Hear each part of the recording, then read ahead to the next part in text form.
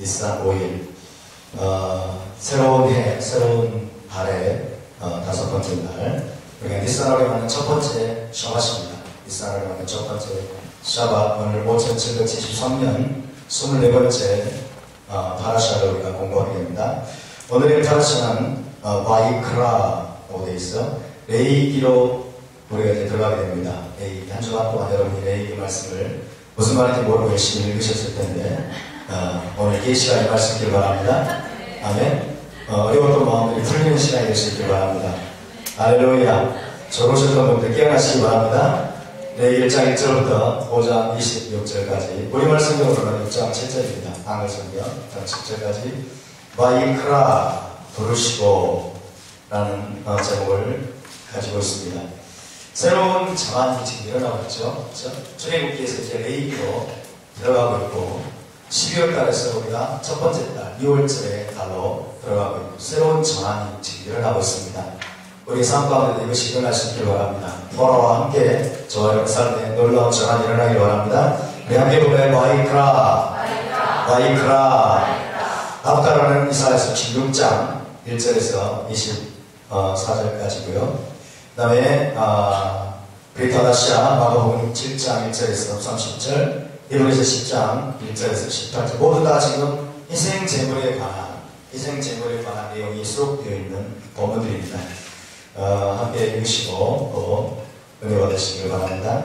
자, 토라에 대한 감사를 함께 올려드리겠습니다. 바르바타 아도나 엘로헤이노 베네 카올라 아시엘 케데시아노 베네 초타 베네 칠바노 라속 베리베 토라 바르바타 아도나 아므나 베네 토라 레아모 이스라엘 여호와 우리 하나님 우주의 왕이시여 당신의 이름으로 우리를 거룩하게 하시고 우리에게 토라의 말씀에 전념하도록 명하시는 당신을 성축합니다.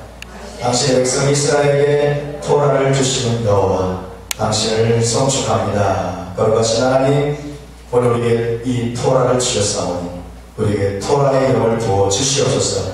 진리의 영을 부어 주시옵소서. 지금 이 토라를 통해서 주님을 만나기 원합니다. 주님을 알기 원합니다. 우리 하나님이 어떤 분인지 알기 원하고 우리 신랑 예수와가 어떤 분인지를 주님과 생생하게 알고 주님을 새롭게 만나는 시간이 되게 하여 주시옵소서. 이 토라의 말씀 안에서 주님과 우리가 에하드가 되는 시간이 되게 하여 주시옵소서. 감사드리며 거룩하신 예수와 이름으로 기도하옵나이다. 아멘.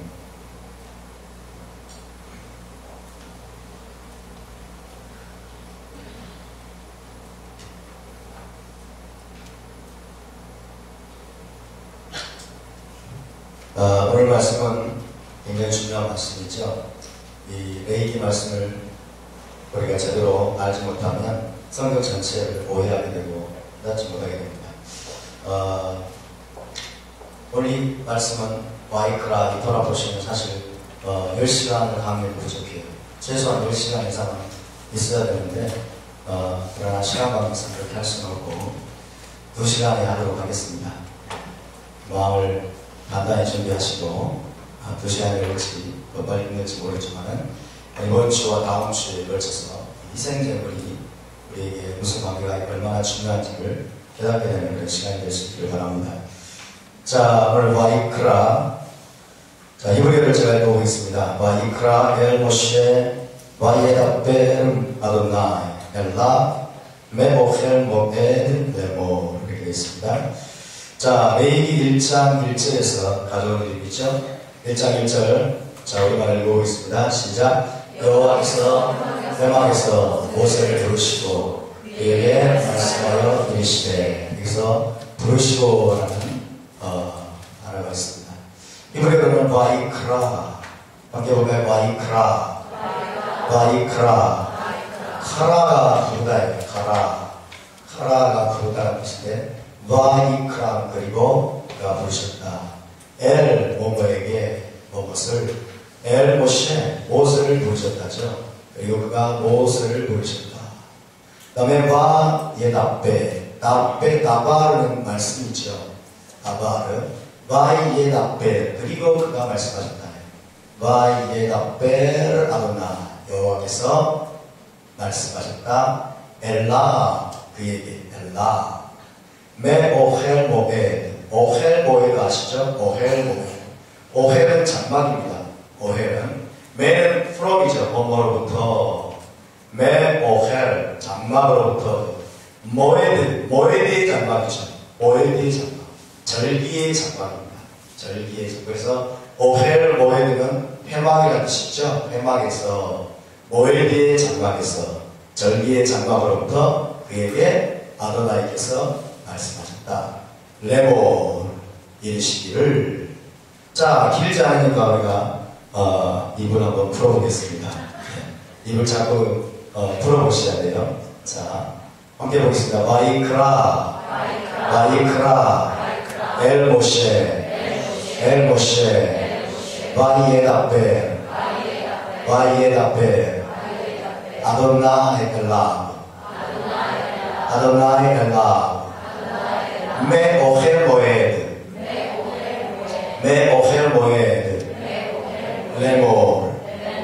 자, 이제 함께 합니다. 함께 따라하지 마시고 함께 천천히 시작. 와이크라 엘모셰 와이에다벨 아도나이 엘라 메 오헬 모에드 레몬. 다시 한번 합니다. 와이크라 엘모셰 와이에다벨 아도나이 엘라 메 오헬 모에드 레몬. 방언처럼 들리죠? 히브리어 방언에 익숙해지시기 바랍니다. 자, 이제 오늘 말씀을 간략하게 이거를 살펴보고 제 본문을 해보도록 하겠습니다.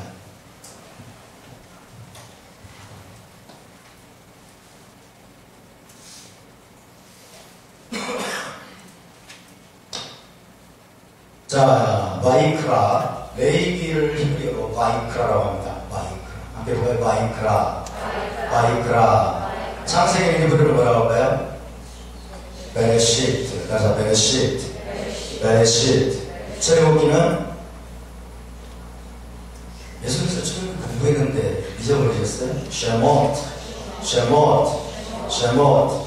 레이기는 바이크라.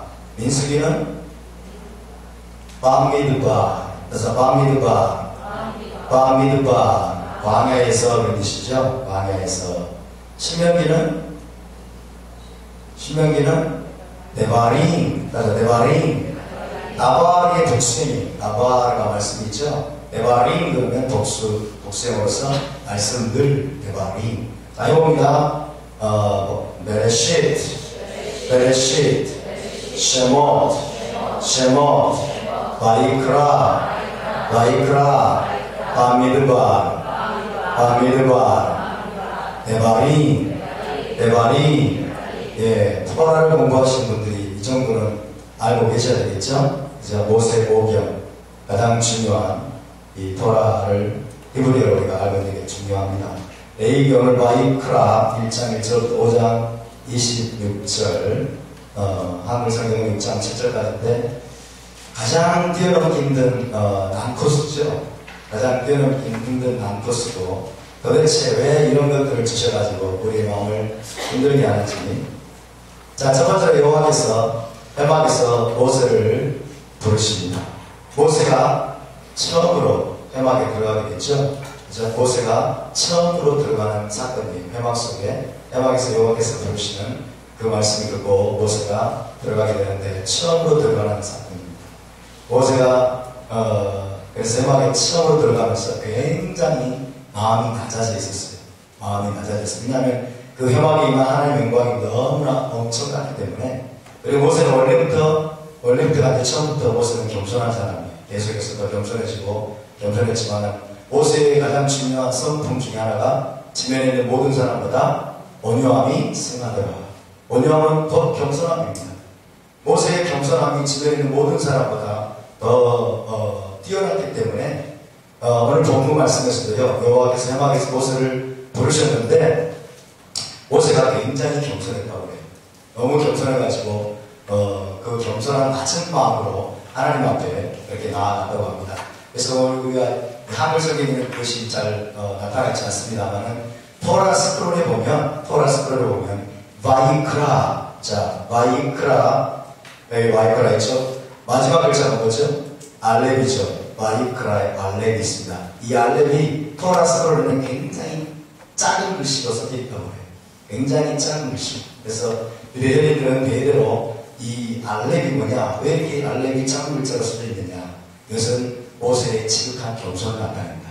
하나님께서 모세를 회막에서 부르셨는데 하나님의 영광이 너무나 엄청나가지고 모세가 지극히 낮은 마음으로, 겸손한 마음으로 나아갔기 때문에 알렙이 이렇게 조그만 글자로 쓰여지게 됩니다. 이렇게 해석을 합니다. 자, 이 목소리에서 하나님이 번제, 소제, 화목제, 속제제, 속근제 기회를 주십니다. 수수께끼 같은 이야기들을 하나님이 하시죠. 번제는 흠없는 수컷으로 드려라. 소와 양과 염소, 비둘기 새끼 등등으로. 그 다음에 소제는 고운 가루에 기름과 이양을 넣어드리고 누룩과 꿀은 넣지 말아라. 모든 예물에는 소금을 치라. 화목제에 흠없는 수컷이 한 것으로 소, 양, 염소 등등으로 드리고 기타 등등 온갖 복잡한 규례들을 주십니다. 속죄제 여호와의 계명을 부지 중에 범했을 때 여호와의 계명 중에서 여호와의 계명 중 어느 하나라도 부지 중에 범했을 때 그리고 나중에 그것을 깨달았을 때 너희는 속죄제물을 가져와라. 이렇게 말씀하십니다. 죄와 관련된 제물인데요. 여러분 여기서 죄의 정의가 나와요. 죄의 정의가 뭡니까? 여호와의 계명을 범하는 거예요. 아멘. 토라가 사라지면 죄의 정의가 사라집니다. 토라가 없으면 죄의 정의가 사라져요. 죄의 정의가 뭐라고요? 여호와의 계명을 어기는 거예요. 여호와의 계명을 어기는 것. 하나님의 계명을 범하는 것. 그것이 죄입니다. Sin is the transgression of the Torah. 토라를 어기는 거예요. 동의하십니까? 여기서부터 시작되는 거예요. 분명한 정의가, 죄에 대한 정의가.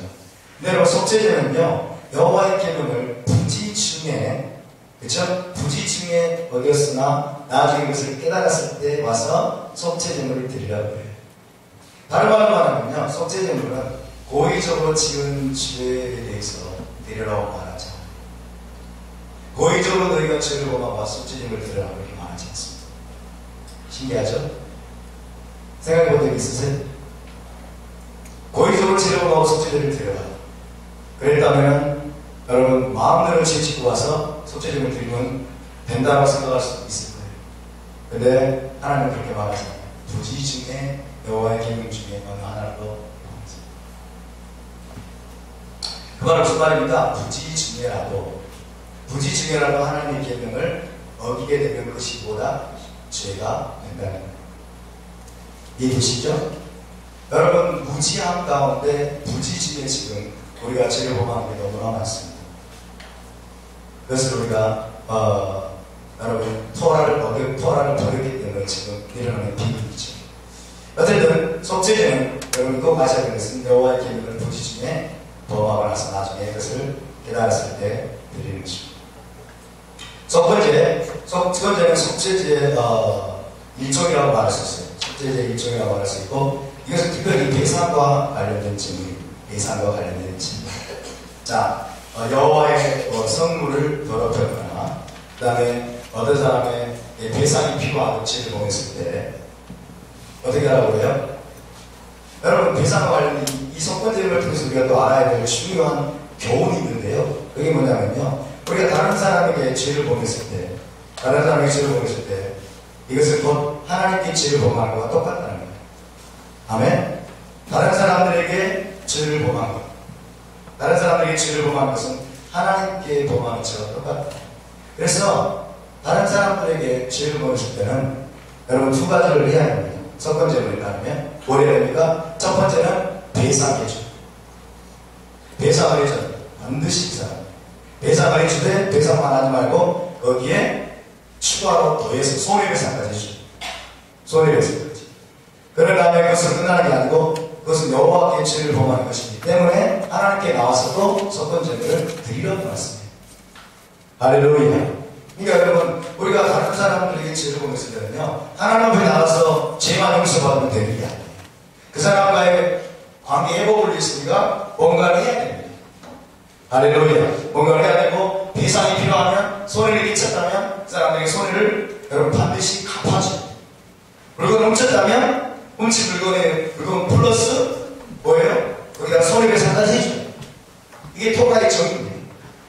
할렐루야. 어떤 사람들이 다른 사람에게 상처를 주고 다른 사람의 뺨을 때리고 물건을 훔치고 우리가 나중에 깨달았으면 하나님께만 와가지고 용서를 구하면 된다고 생각하면 여러분 그것은 잘못입니다. 하나님께 마땅히 우리가 용서를 구해요. 왜? 사람에게 한 죄는 곧 하나님께 한 것과 똑같습니다. 하나님께 용서를 구해야 되지만 다른 사람들에게도 여러분 반드시 용서를 구하고 그 다음에 배상을 해야 되는 것입니다. 할렐루야. 자, 이것을 이제 우리가 하나하나 살펴보도록 하겠습니다. 자, 출애굽기 마지막 부분을 보면요, 선방에 하나님의 영광이 임한 것을 우리가 볼 수 있습니다. 이게 출애굽기 결론인데, 출애굽기 40장 33절에서 35절 다 같이 함께 있습니다. 시작.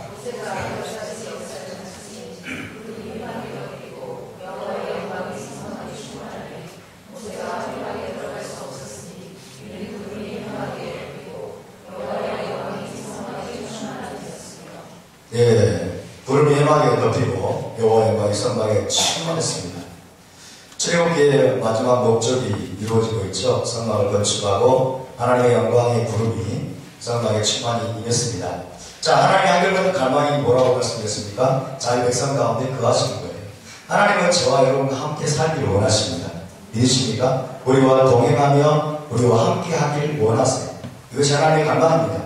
그래서 이스라엘 백성은 하나님의 그 목적을 위해서 성막 미시간을 건축하고 출애굽 제2년 첫째 달 니스안월 첫째 날입니다. 첫째 달 첫째 날 제2년 첫째 달 첫째 날 모든 역사를 마쳤습니다. 그리고 완성된 성막 위로 구름이 덮이고 여호와의 영광이 성막에 충만히 있습니다. 이 여호와의 영광은 여러분 출애굽 때 이스라엘을 인도하던 구름이에요. 그리고 시내산 꼭대기에 머물러 있던 구름입니다. 그 영광의 구름이 이제는 시내산에서 내려온 거예요. 시내산에서 내려와서 이스라엘 진영 한가운데로 내려왔습니다. 그리고 성막으로 들어온 거예요. 할렐루야. 이스라엘 백성 한가운데 하나님이 말씀하신 대로 성막을 건축했더니 하나님 영광의 구름이 시내산 위에 있다가 여러분 이스라엘 진영 한가운데로 내려온 것입니다. 이것이 하나님의 갈망입니다. 할렐루야. 자기 백성과 함께 사시는 거예요. 여러분 이 출애굽의 목적이 1차적으로 이제 이루어졌는데 그러나 문제가 있어요. 하나님의 영광이 성막에 임하자 모세조차도 해막에 들어갈 수가 없었다는 거예요. 모세조차. 해막은 어떤 곳입니까? 만남의 장막이죠. 그죠? 만남의 장막. 하나님의 백성과 이스라엘이 만나는 곳인데 하나님의 영광이 너무나 강력해가지고 아무도 들어갈 수가 없는 거예요. 아무도 들어갈 수가 없어요. 그래서 여러분 문제가 생긴 거예요. 모세조차도 들어갈 수 없는 그런 상황이 됐습니다. 예, 이것은 무한한 간격을 보여줍니다. 지극히 거룩하신 하나님과 죄악된 인간 사이에 있는 무한한 간격. 도저히 하나님의 거룩하신 영광 가운데 나갈 수가 없는 거죠. 그래서 그분 앞에 나아가는 것은 지극히 두렵고 위험한 일입니다. 성막은 세워졌는데 그분 앞에 나아가서 그분을 만나는 방법을 전혀 알지 못하고 이스라엘은 준비가 되어 있지 않은 거예요. 자칫 잘못했다가는 함부로 성막에 나아갔다가는 모두 다 죽임을 당할 수 있고 몰살을 당할 수 있는 것입니다. 이것이 출애굽기가 끝나면서 제기되는 문제예요. 성막에 하나님의 영광이 임한 것은 엄청난 사건이지만 그러나 여러분 그 성막 안으로 어떻게 들어갈 것입니까? 그 성막 안에 어떻게 나아가서 하나님을 만날 것입니까? 그것이 계시되지 않으면 여러분 이스라엘 진영 가운데 임한 하나님의 영광은 아무 유익이 없습니다. 아무 소용이 없죠. 그래서 레위기는 어떻게 하나님 앞에 나아갈 수 있는가를 보죠. 어떻게 하나님 앞에 나아갈 수 있는가, 어떻게 하나님을 만날 수 있는가, 성막에 충만하게 임한 하나님의 영광, 그 구름 가운데로 어떻게 나아가서 그 하나님과 만나고 그 하나님과 교제할 수 있는가를 보여주는 아주 놀라운 책입니다. 그래서 여러분 이 레위기는 모세 오경 중에 어디에 있어요? 가운데에 있죠. 핵심입니다. 모세오경 토라의 심장, 토라의 핵심이라고 말할 수 있어요. 가장 중요하다고 말할 수 있어요. 가장 중요하지만 가장 오해되어 온 책입니다. 그렇죠? 하나님의 마음속에 있는 비밀한 것들을 하나님이 열어주셨어요. 너희가 어떻게 하면 나를 만날 수 있고 나의 임재 가운데 들어올 수 있고 나와 교제할 수 있다고 하는 하나님의 비밀한 것들을 계시해 주셨는데, 여러분, 우리는 이 땅의 언어로 이걸 읽으려고 하니까, 그리고 헬라적인 사고로 이걸 읽으려고 하니까 이것을 이해하지 못합니다. 따라서 레이기는 토라의 심장이고 하나님의 심장이다. 아멘. 여러분, 레이기를 사랑하시기 바랍니다. 아멘. 이 말씀을 잘못 읽었기 때문에 오해했기 때문에 레이기의 모든 말씀은 지금은 우리에게 필요가 없어졌고 거의 다 폐해진다라고 착각하고 있습니다. 그렇죠? 얼마나 억울한 일입니까? 가장 중요한 책이고, 다 중요하지만 가장 중요한 책이고, 하나님의 심장과도 다루십니다. 사단은 이것을 여러분 오해하게 만들어가지고 여러분 이것을 다 폐해진다라고 생각하게 만듭니다. 그러나 여러분, 유대인들은 어린아이들에게 가장 먼저 무엇을 배우게 할까요? 토라 중에서 레위기를 배우게 만듭니다. 창세기도 아니고 출애굽기도 아니고 신명기도 아니고 아브라함의 이야기, 창조의 이야기, 얼마나 드라마틱하고 흥미진진합니까? 그러나 레위기부터 암송합니다. 와이크라부터. 그 다음에 생각이 안 나네. 이해하시기 바랍니다. 자, 레이기 아빠에 보면, 미드라시, 레이기 아빠에 보면요, 이렇게 되어 있습니다. 왜 우리는 어린아이들에게 창세기가 아니라 레이기부터 공부를 시작하게 하는가? 거룩한 성령께서 말씀하셨다. 어린아이들은 순수하다. 희생제물도 순수하다. 순수한 자들로 와서 순수한 것들에 몰두하게 하라.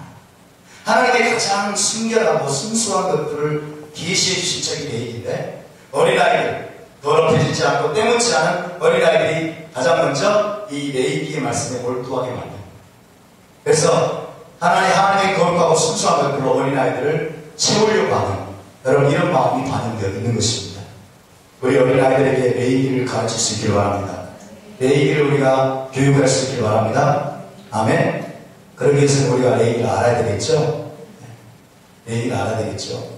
여러분의 자녀를 낳으면 5살 때부터 레위기부터 암송시키시기 바랍니다. 바이크라 엘모시. 바이크라 엘모시. 자, 레위기를 간단히 살펴보면요, 레위기는 출애굽기에 곧바로 이어지는 책입니다. 레위기와 출애굽기는 동떨어진 책이 아닙니다. 첫 번째 단어 바이크라의 바브죠. 바브는 접속사입니다. 그리고라는 뜻이죠. 그리고 그래서 바이크라, 그리고 그가 말씀하셨다. 이 그리고는 어디 이어지는 거예요? 출애굽기의 마지막 부분에 이어지는 거죠. 그죠? 그러니까 출애굽기와 레위기는 하나 이어지는 거죠. 또 출애굽기는 어디 이어져요? 창세기에 이어지는 거죠. 출애굽기의 첫 글자가 뭐로 시작될까요? 출애굽기의 첫 글자 바브의 바. 출애굽기의 첫 글자도 바브입니다. 베엘레 있어요. 베엘레 쉐못. 그리고 이것들이 그리고. 자, 출애굽기의 시작은 그리고 이것들이 이름들이다. 출애굽기의 마지막은 여호와의 영광이 임하였고, 그 다음에 그 영광의 구름이 떠오르면 움직이고 구름이 떠오르지 않으면 이스라엘 백성들이 머물렀더라. 그런 다음에 그리고 그분이 말씀하셨다. 출애굽기의 곧바로 이어지는 책이라는 것을 기억하시기 바랍니다. 출애굽기 40장은요, 출애굽기 제2년 첫째 날로 정렬이 됩니다. 니스산월 1일로 정렬이 되고요. 민수기 1장 1절은 출애굽 제2년 둘째 달 첫째 날 시작됩니다. 출애굽기 40장은 제2년 첫째 달 첫째 날로 정렬되고, 민수기 1장 1절은 출애굽 제2년 둘째 달 첫째 날로 시작됐죠. 그래서 레위기는 바로 그 한 달 동안 주어진 말씀들을 다루고 있는 책입니다. 한 달이죠. 한 달 동안 주어진 말씀들을 다루고 있습니다. 레위기는 이야기나 사건은 거의 없습니다. 이야기나 사건은 별로 나오지 않고 대부분 하나님께서 해막에서 모세를 부르셔서 주신 법령들, 규례들 이런 것들을 기록하고 있습니다. 레위기의 주제가 무엇일까요? 레위기의 주제는 성결입니다. 거룩입니다. holiness, kadosh, kodesh. 레위기의 중심 주제는 성결, 거룩입니다. 어떻게 이스라엘이 열방의 제사장 나라로 세워질 수 있는지, 이스라엘의 제사장 훈련 매뉴얼이라고 할 수 있어요. 제사장 훈련 매뉴얼. 그래서 이 레위기에는 별칭이 붙어 있어요. 별칭이 뭐라고 붙어 있냐면 토라트 하코하님 이렇게 있어요. 토라트 하코하님. 제사장들의 토라다. 제사장들의 토라다. 그런 별칭이 붙어 있습니다. 함께 보면 토라트 하코하님. 토라트 하코하님. 토라트. 여기서 토라트. 하코하님. 제사장들의 토라. 제사장들의 규례. 레위기의 중심 주제가 거룩입니다. 거룩이죠. 어떻게 이스라엘 열방의 제사장 나라로 세워질 수 있는지. 이스라엘을 지금 제사장으로 훈련시킵니다. 제사장으로 훈련시킵니다. 거룩한 백성으로 훈련시킵니다. 저와 여러분은 왕같은 제사장으로 부르심을 받았습니다. 그렇기 때문에 레위기가 중요합니다. 레위기가 중요해요. 레위기에 요절이 있다는 걸까요? 레위기 11장 45절, 19장 2절이죠. 그죠? 내가 거룩하니 너희도 거룩할지어다. 따라서 내가 거룩하니 너희도 거룩할지어다. 할렐루야. 그래서 여러분 레위기를 핵심적으로 요약하자면 하나님의 거룩을 보여줍니다. 하나님의 거룩을 보여주고 그 다음에 하나님께서 이제는 너희가 이렇게 거룩한 삶을 살라고 했습니다. 내가 거룩하니 너희도 거룩하라. 그래서 여러분 우리가 거룩한 삶을 배우기 위해서는 무엇을 알아야 될까요? 이 레위기를 알아야 되는 것입니다. 레위기를 알지 못하고 거룩한 삶을 산다고 하는 것은 사실상 거의 불가능한 일입니다. 거의 불가능합니다. 따라서 레위기는 거룩에 대한 계시입니다. 아멘입니까? 자, 그럼 희생제물 규례에 대해서 살펴보겠습니다. 오늘 우리가 나누는 부분 희생제물에 관한 것인데, 자, 1장 2절을 보시면 이스라엘 자손에게 말하여 이르라. 너희 중에 누구든지 여호와께 예물을 드리려거든 가축 중에서 소나 양으로 예물을 드릴지니라. 자,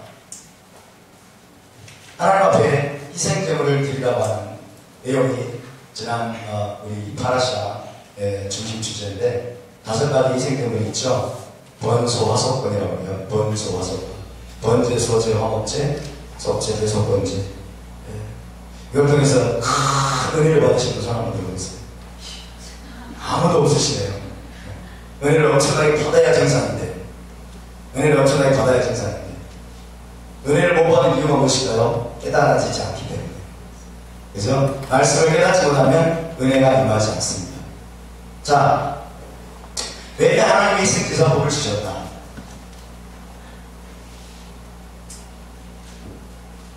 왜 하나님이 희생제사법을 주셨을까요? 이스라엘 백성들을 괴롭히려고. 맞습니까? 이스라엘 백성들을 고통스럽게 만들기 위해서. 이스라엘 백성들을 고문하기 위해서. 맞습니까?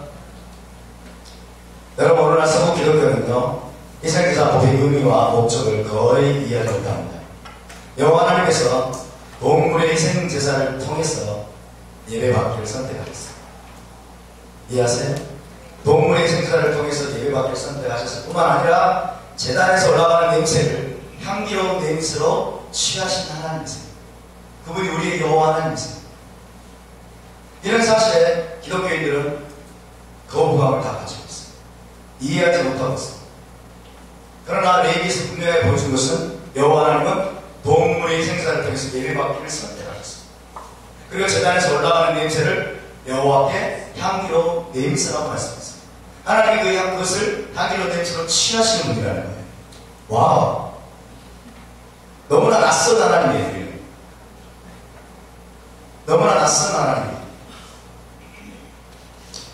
그래서 여기서 기독교는요, 동물을 죽여서 피를 흘리게 하고 피를 뿌리게 하실 뿐만 아니라 동물의 고기를 제단에 태워 바치라고 하신 분이 우리가 섬기는 여호와 하나님이심을 상상조차 하지 못하십니다. 우리 하나님은 그런 분이 아니라 동물희생 제사는 미개하고 야만적인 종교인이라는 인식을 갖고 있기 때문에 그래요. 자기도 모르게. 우리 안에 그런 게 있습니다. 동물희생 제사는 아주 미개한 방식, 야만적인 것이다. 미신적인 것이다. 사탄 숭배자들만이, 사탄 숭배자들, 이런 자들만이 그런 짓을 하는 것이다. 여러분, 사탄 숭배자들이 왜 동물 희생제사를 하고, 그다음 심지어 사람을, 어린아이를 죽여가지고 피를 흘려가지고 여러분 그렇게 사탄에게 제사를 드리게 할 줄 아세요? 하나님의 것을 왜곡한 거예요. 원래 하나님의 것인데 하나님의 것을 그들이 흉내내고 여러분 왜곡시키는 거예요. 이해가 되십니까? 우리 하나님은 레위기에서 보여지거든요. 우리 하나님은 동물 희생제사를 통해서 여러분 예배 받기를 선택하시고 원하시는 분이세요. 이해하십니까? 그분은 피를 뿌리라고 말씀하세요. 그리고 번제단에서 동물의 고기를 태워서 여러분 바치라고 말씀하세요. 그러면 여호와께 향기로운 냄새로 받아들여질 것이라고 말씀하시는 분이 바로 우리의 하나님이십니다. 할렐루야. 유대인의 하나님이 아니고 우리의 하나님이세요. 이해되십니까? 동물의 생제사에 대한 거부감, 혐오감, 아주 그냥 뭐예요? 역겹게 생각하는 이런 여러분 생각들을 우리가 버려야 됩니다. 아멘? 그렇지 않으면 이 말씀을 도무지 이해할 수 없어요. 어떤 사람들은, 또 많은 사람들이 그렇죠? 번제, 소제, 화목제, 속죄, 속건제. 이거는 예수님이 오셔가지고 다 이뤘기 때문에, 예수님이 오셔가지고 다 이뤘기 때문에 이런 거 굳이 몰라도 돼. 그리고 점프해버려. 그건 뛰어버려. 여러분, 그런데 번제, 소제, 화목제, 속죄제, 속건제 이 내용들을 자세하게 정확하게 알지 못하면 여러분 그것을 이루기 오신 예수께서 도대체 무엇 때문에 그렇게 행하시는지를 이해하지 못하는 거예요. 잘 알지 못하는 거예요. 주소들은 풍을로는 우리가 주님을 이해할 수 없습니다. 아멘? 그러니까 레위기 1장부터 5장, 6장, 7장까지의 말씀을 우리가 이해하지 못하면 여러분 희생제물로 오신 예수와를 사실은 모르는 거예요. 사실은 모르는 거예요. 6월절 어린양이 어떤 역할을 했는지를 정확하게 알지 못하면 예수께서 6월절 어린양의 사실 무엇 말인지를 모르는 거예요. 아멘? 예수께서 우리의 화목제물이다 그렇게 말씀하는데 그 화목제물이 레위기에서 도대체 무엇이냐를 알지 못하면 화목제물이신 예수와를 모르는 거예요. 이해가 되십니까?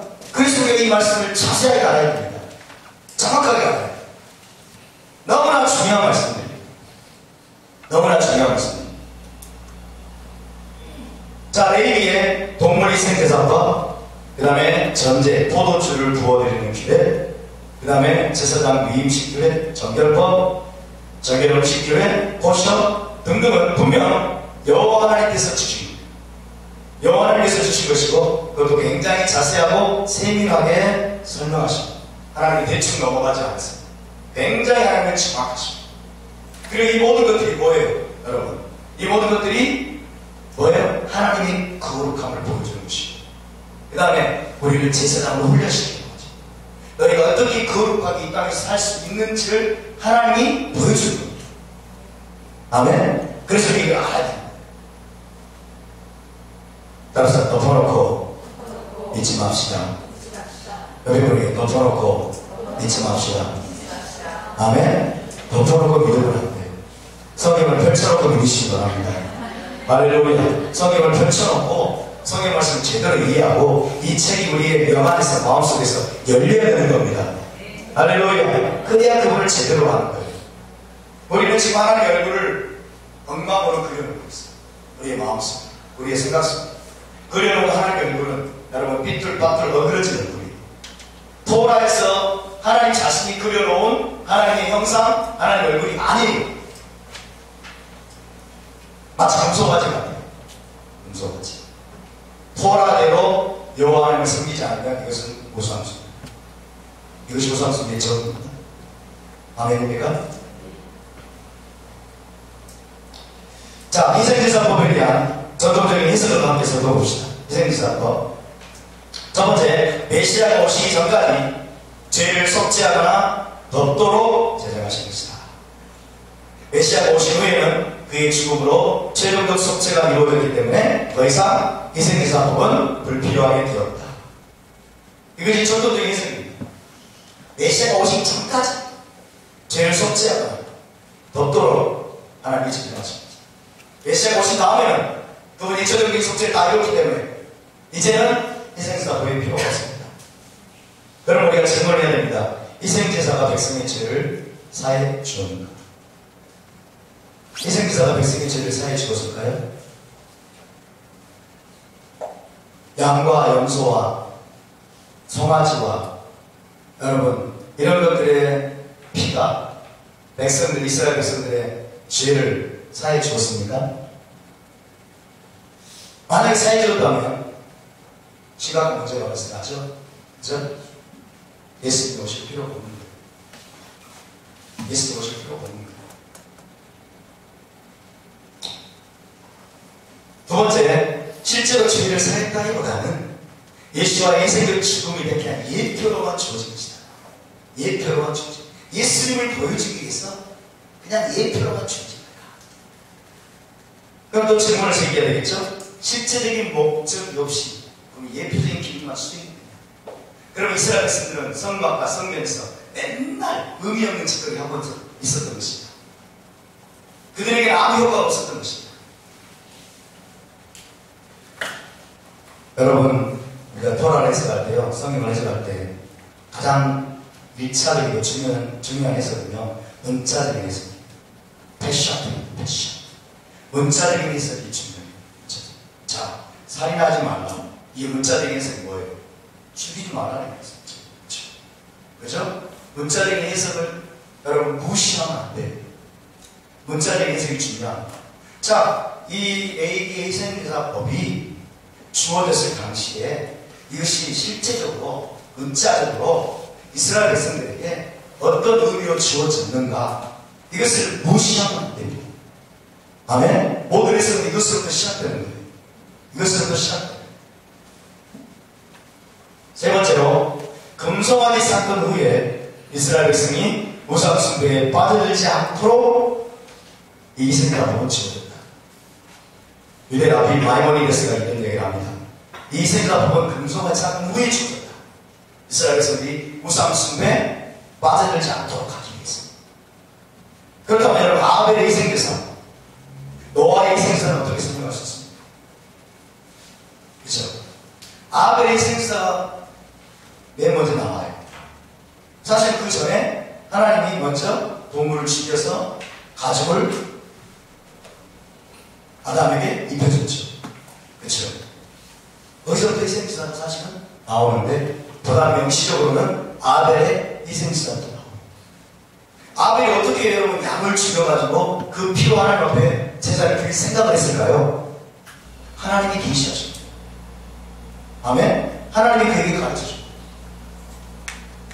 그러니까 동물을 죽여서 여러분 그 피를 가지고 하나님 앞에 제사를 드릴 수 있다. 하나님 앞에 나올 수 있다. 이것은 여러분 하나님이 인류에게 주신 보편적인 여러분 예배 방법으로 제사입니다. 이해되십니까? 너무 가가지고 밥 주지 마세요. 유교수단 거부감을 버리시라. 동물생 제사에 대한 거부감, 혐오감, 이것은 아주 미개하고, 이것은 야만적인 것이고, 우리 하나님은 고차원적인 분이기 때문에 그런 분이 아니야. 이런 생각을 버리시라.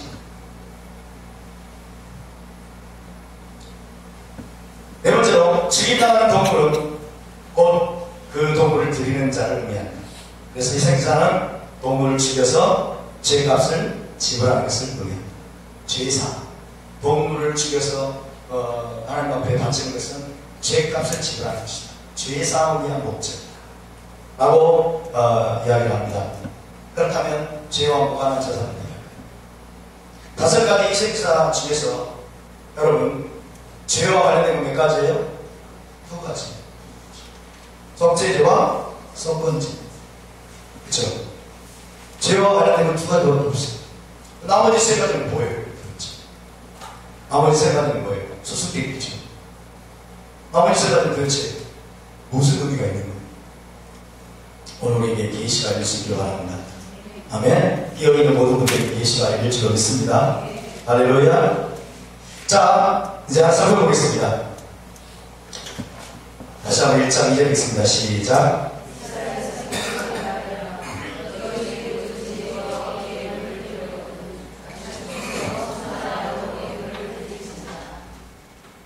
예물은 히브리어로 코르반이라고 합니다. 그래서 코르반입니다. 코르반. 예물을 드려라. 코르반을 드려라. 신약성경에는 고르반이라고 되겠죠? 고르반이 아니고 코르반이에요. 코르반을 드려라. 자, 코르반인데 이 코르반의 어원은요 카라입니다. 카라. 코르반은 예물이라고 할 수 있고 희생제물이라고 할 수 있는데 어원이 카라인데 카라의 뜻이 뭐냐면 가까이 가져오다. 가까이 다가오게 하다. 가까이 다가오다. 이런 뜻을 가지고 있어요. 그래서 코르반이 뭐냐면 가까이 가져와지는 것. 가까이 가져와지는 것. 가까이 가져와지는 것 곧 선물. 선물이지. 선물입니다. 그래서 예배자가 하나님께 가까이 다가갈 수 있기 위해서 그분께 가까이 가져와서 드리는 선물이라고 할 수 있습니다. 이것이 코르반의 의미입니다. 기본적인 의미가 바로 이거예요. 코르반, 예물, 희생제물은 하나님께 가까이 가기 위해서 뭔가를 가까이 가져와지는 어떤 것입니다.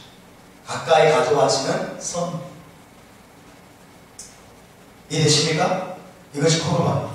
다시 코르반.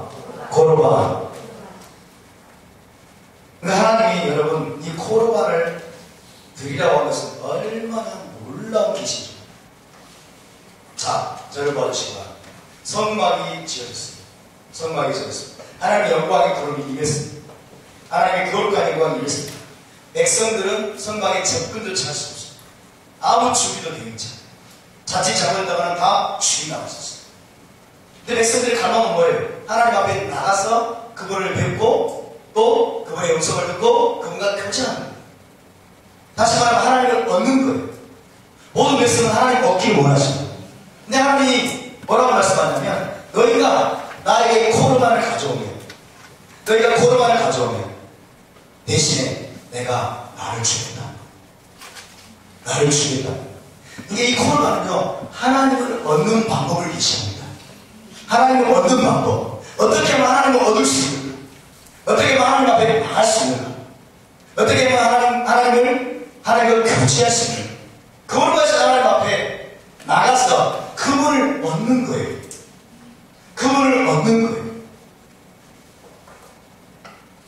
이 엄청난 계시입니다.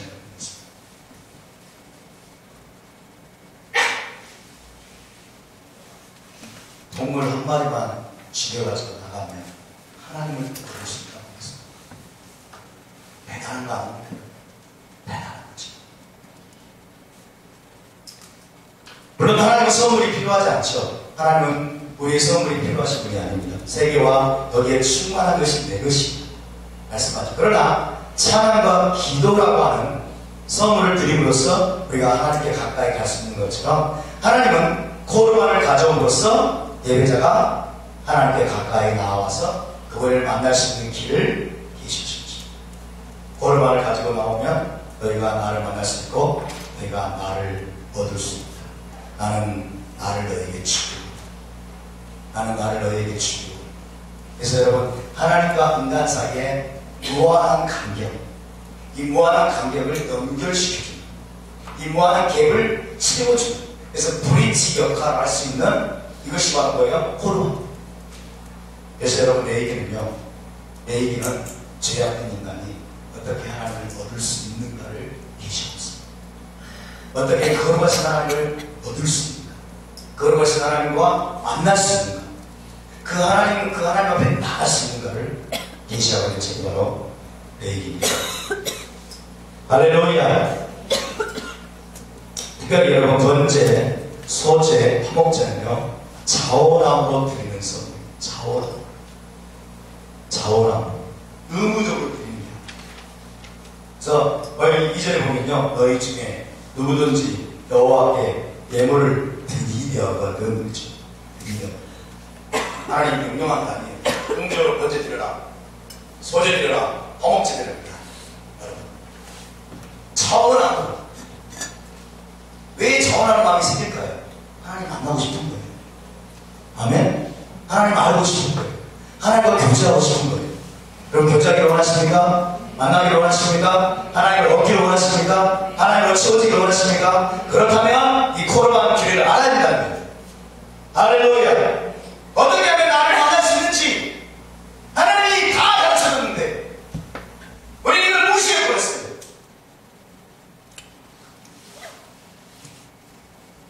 그래서 1장 2절을 의역해 보면 이렇게 해석할 수 있습니다. 너희 중에 누구든지 여호와께 가까이 가져와지는 것, 또 선물을 가지고 여호와께 가까이 나아가기를 원하거든. 너는 속되나 약대의 가축 중에서 가까이 가져와지는 어떤 것, 또 선물을 여호와께 가까이 가져올지니라. 그럼 내가 그 선물을 받고 내가 나를 너에게 주겠다. 내가 너희를 만나 주겠다. 나의 임재를 너에게 주겠다. 이렇게 말씀하시거든요. 여러분, 그의 성소에서 하나님께 가까이 나아가는 것은 지상에 있는 하나님의 임재, 곧 쉐키나와의 교제 속으로 들어가는 것을 의미합니다. 그의 임재가 지상의 성막에 임했을 때 예배자는 코르반을 통해서 가까이 나아가서 그 임재 가운데로 들어갈 수가 있었습니다. 하나님께로 가까이 가죠.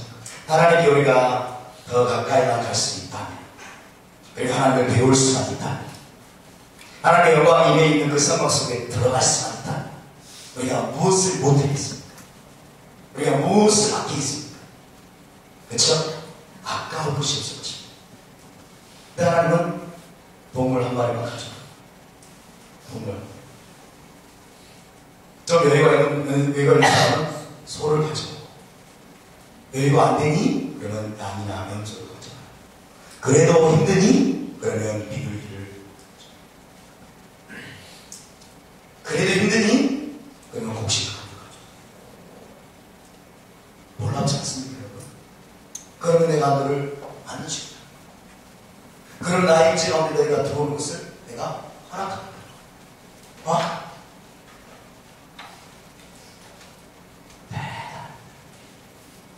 우리 하나님은 이런 분이십니다. 하나님은 돈 많은 사람만 만나줍니다. 경제적으로 형편이 넉넉한 사람만 만나줍니다. 그럼 왜 이런 동물들을 하나님 가져오라고 데려오라고 말씀하셨어요? 그래서 하나님의 원리를 보니 이해해요. 하나님의 원리. 하늘의 언어입니다. 이것이 토라는 하늘의 언어입니다. 아멘. 하늘의 언어를 이해할 수 있길 바랍니다. 자, 그래서 여러분, 코르반은요, 죄에 대한 대가를 지불하기 위해서 가져오는 생명이 아니에요. 알아야 돼요. 죄값을 지불하기 위해서라 그런 게 아니에요. 죄 때문에 진노에 있는 그 하나님의 진노를 누구를 드리고 형벌을 면하기 위해서 지불하는 죄값이 아닙니다. 이걸 절대로 우리가 알아야 돼요. 하나님의 진노를 누구를 드리기 위해서 재물을 가져요. 그렇죠? 죄값을 지불하기 위해서 황소, 숫소 이런 것들 가져오고, 그게 아니라 우리의 생각을 바꿔야 돼요. 우리의 생각을 바꿔야 돼요. 물론 죄의 문제가 처리돼야 됩니다. 그렇죠? 죄가 장애물이니까. 우리 안에, 여러분 이스라엘 백성들 안에 죄, 저지른 죄, 온갖 정의의 부정함 이런 것들이 처리돼야 돼요. 그래서 사실은 동물이 필요한 거예요. 그렇지만 이것은 결코 죄값을 지불하고 형벌을 면하고 그 다음에 하나님의 진노를 구부러뜨리기 위한 목적으로 가져온 것이 아니라, 죄와 관련해서 드리는 코르반은 속죄제와 속건제 두 가지뿐이라고 말씀드렸습니다. 나머지 코르반, 번제, 소제, 화목제는 예배자가 여러분 기쁘고 즐거운 마음으로 기쁘고 즐거운 마음으로 자원해서 드리는 예물이 있어요. 생명의 속전이 아니에요. 내 생명을 구원하기 위해서 하나님 앞에 마치 속전처럼 지불하는 게 아니에요. 번제, 소제, 암목제, 특별 이런 것들은 여러분 이스라엘 백성들이 드리기를 간절히 원했어요. 드리기를 간절히 기쁘고 즐거운 마음으로 여러분 드리기를 원하는 자원 예물이라는 거예요. 자, 이런 예물 드리를 통해서 우리가 배울 수 있는 게 뭐냐?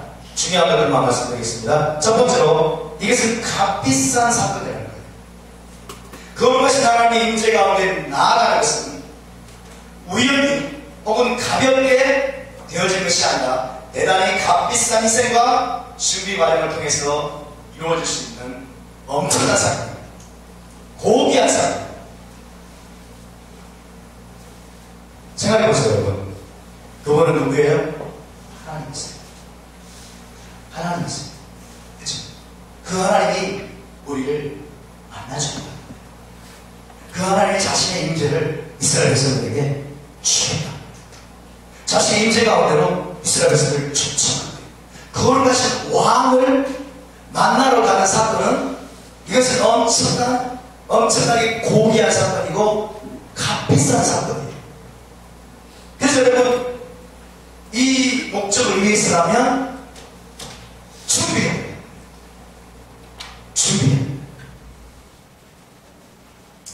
그래서 하나님 뭐라고 하셨어요? 흠 없는 것으로 가져가라.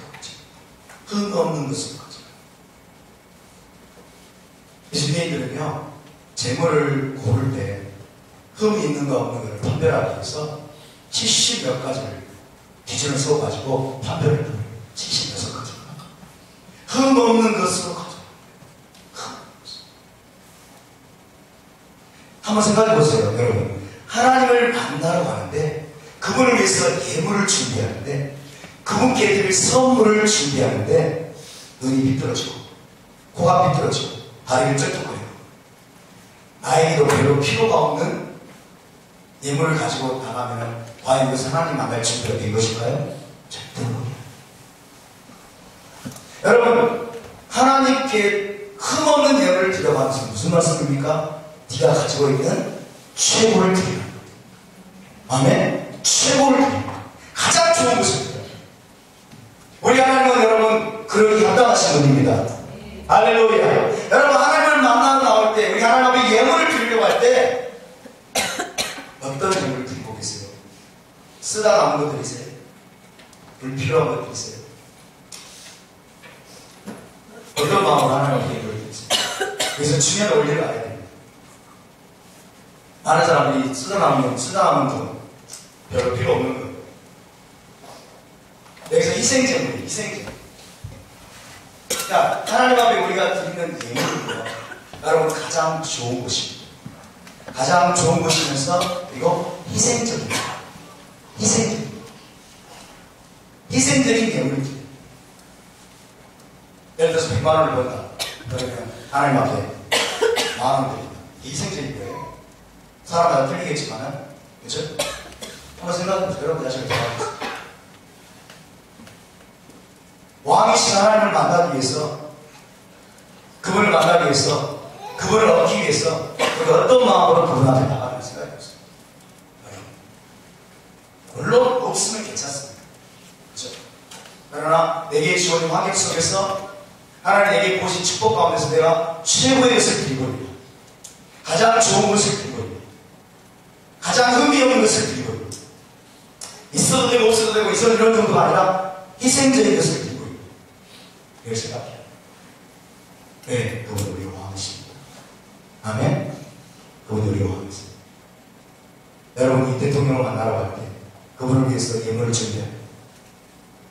여러분 뭘 준비하겠어요? 어떤 마음으로 준비하겠어요? 하나님을 만나는 사건은 그것은 하나님의 임재 가운데 나가는 것은 여러분 절대로 가볍게 될 수 있는 것이 아닙니다. 이것은 값비싼 사건. 할렐루야. 대단히 값비싼 희생과 또 준비 과정을 통해서 이루어질 수 있는 엄청난 고귀한 사건입니다. 하나님과의 교제가 가능하게 되려면 하나님은 생명이 피가 흘려져야 된다고 보여주셨어요. 피에 뭐가 있어요? 생명이 있어요. 생명이 있어요. 피가 흘리지. 생명이 되어진다. 나중에 하겠지만 네 생명, 네 영혼을, 네 영혼을, 네 목숨을 바칠 줄 그 마음을 가지고 돼요. 여러분, 오늘날 많은 사람들이 재물에 대한 욕심에 붙여있어요. 사실 자본주의 속에 살고 있고 돈 없으면 살기 어려우니까 많은 사람들이 하나님 앞에 드리는 게 너무나 인색해, 너무나 계산적이에요. 자기 쓸 거 다 챙기고 자기 노후 대책, 자기 비용들 다 계산하고, 그리고 없어도 될 분량, 없어도 될 분량, 그것 중에서 그것도 아주 짓고리만큼 드리면서 드렸다라고 하고 있는 사람 굉장히 많습니다. 여러분, 희생제물 기회를 통해서 우리가 하나님 앞에 나가는 우리의 마음을 여러분 잠금해 주시기 바랍니다.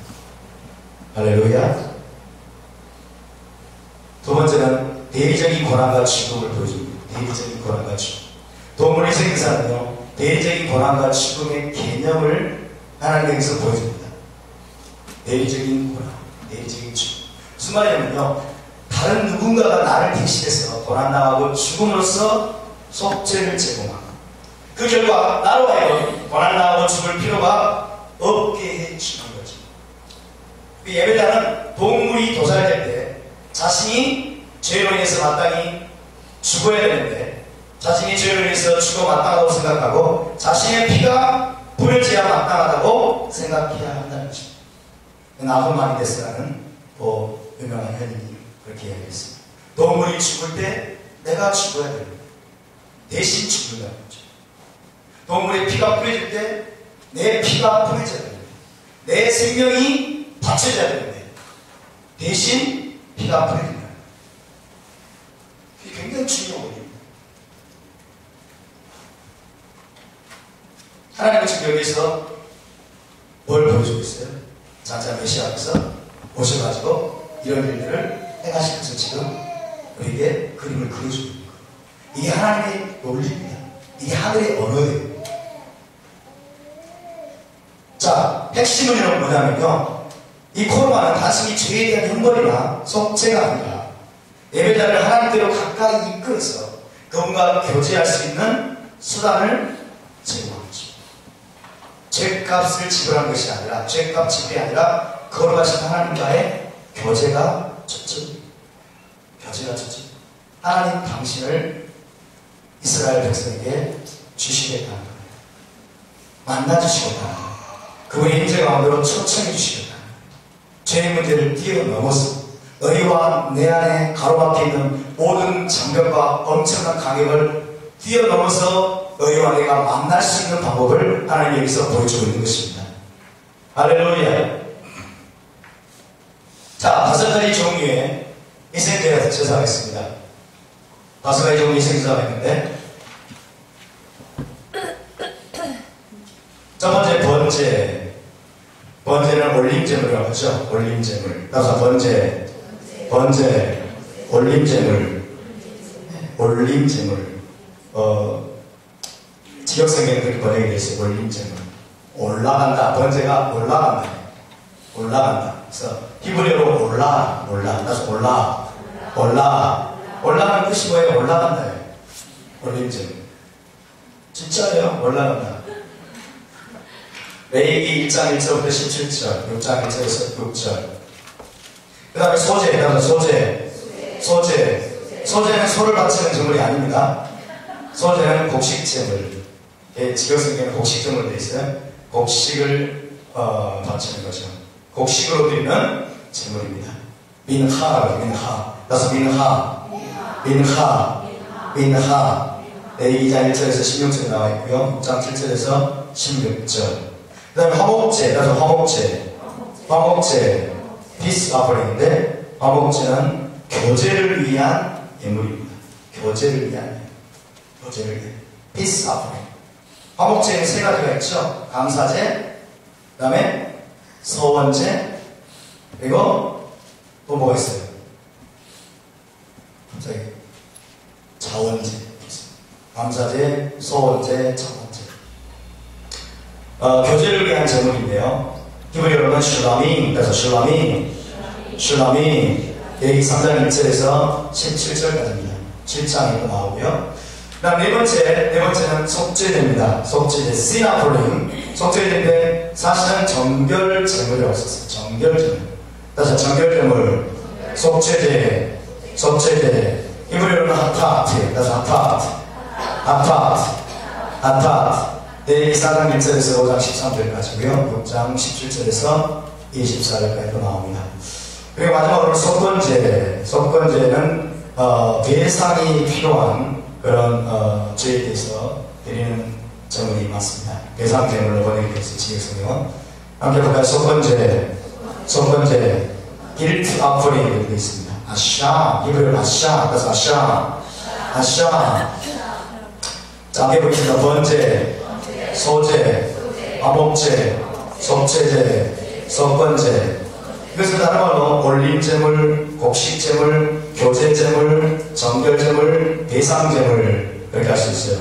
히브리어로 여러분이 알아두시면 좋습니다. 해봅시다. 올라, 민하, 슐라민, 하타트, 아샤. 자, 제가 한국말 할 때 여러분 히브리어를 해보세요. 번제, 속건제. 3절을 하면 또 학생이 빠지시네요. 속건제, 어목제, 소제, 민하, 속죄제, 하타트. 다시 한번 올라, 민하, 슐라민, 하타트, 아샤. 자, 첫 번째 번제, 올라를 살펴보겠습니다. 번제의 중요한 의미는요, 전적인 헌신이에요. 하나님에 대한 전적인 헌신. 온전히 바칩니다. 그것이 번제의 중요한 의미입니다. 네, 1장 3절, 9절. 자, 함께 읽습니다. 시작.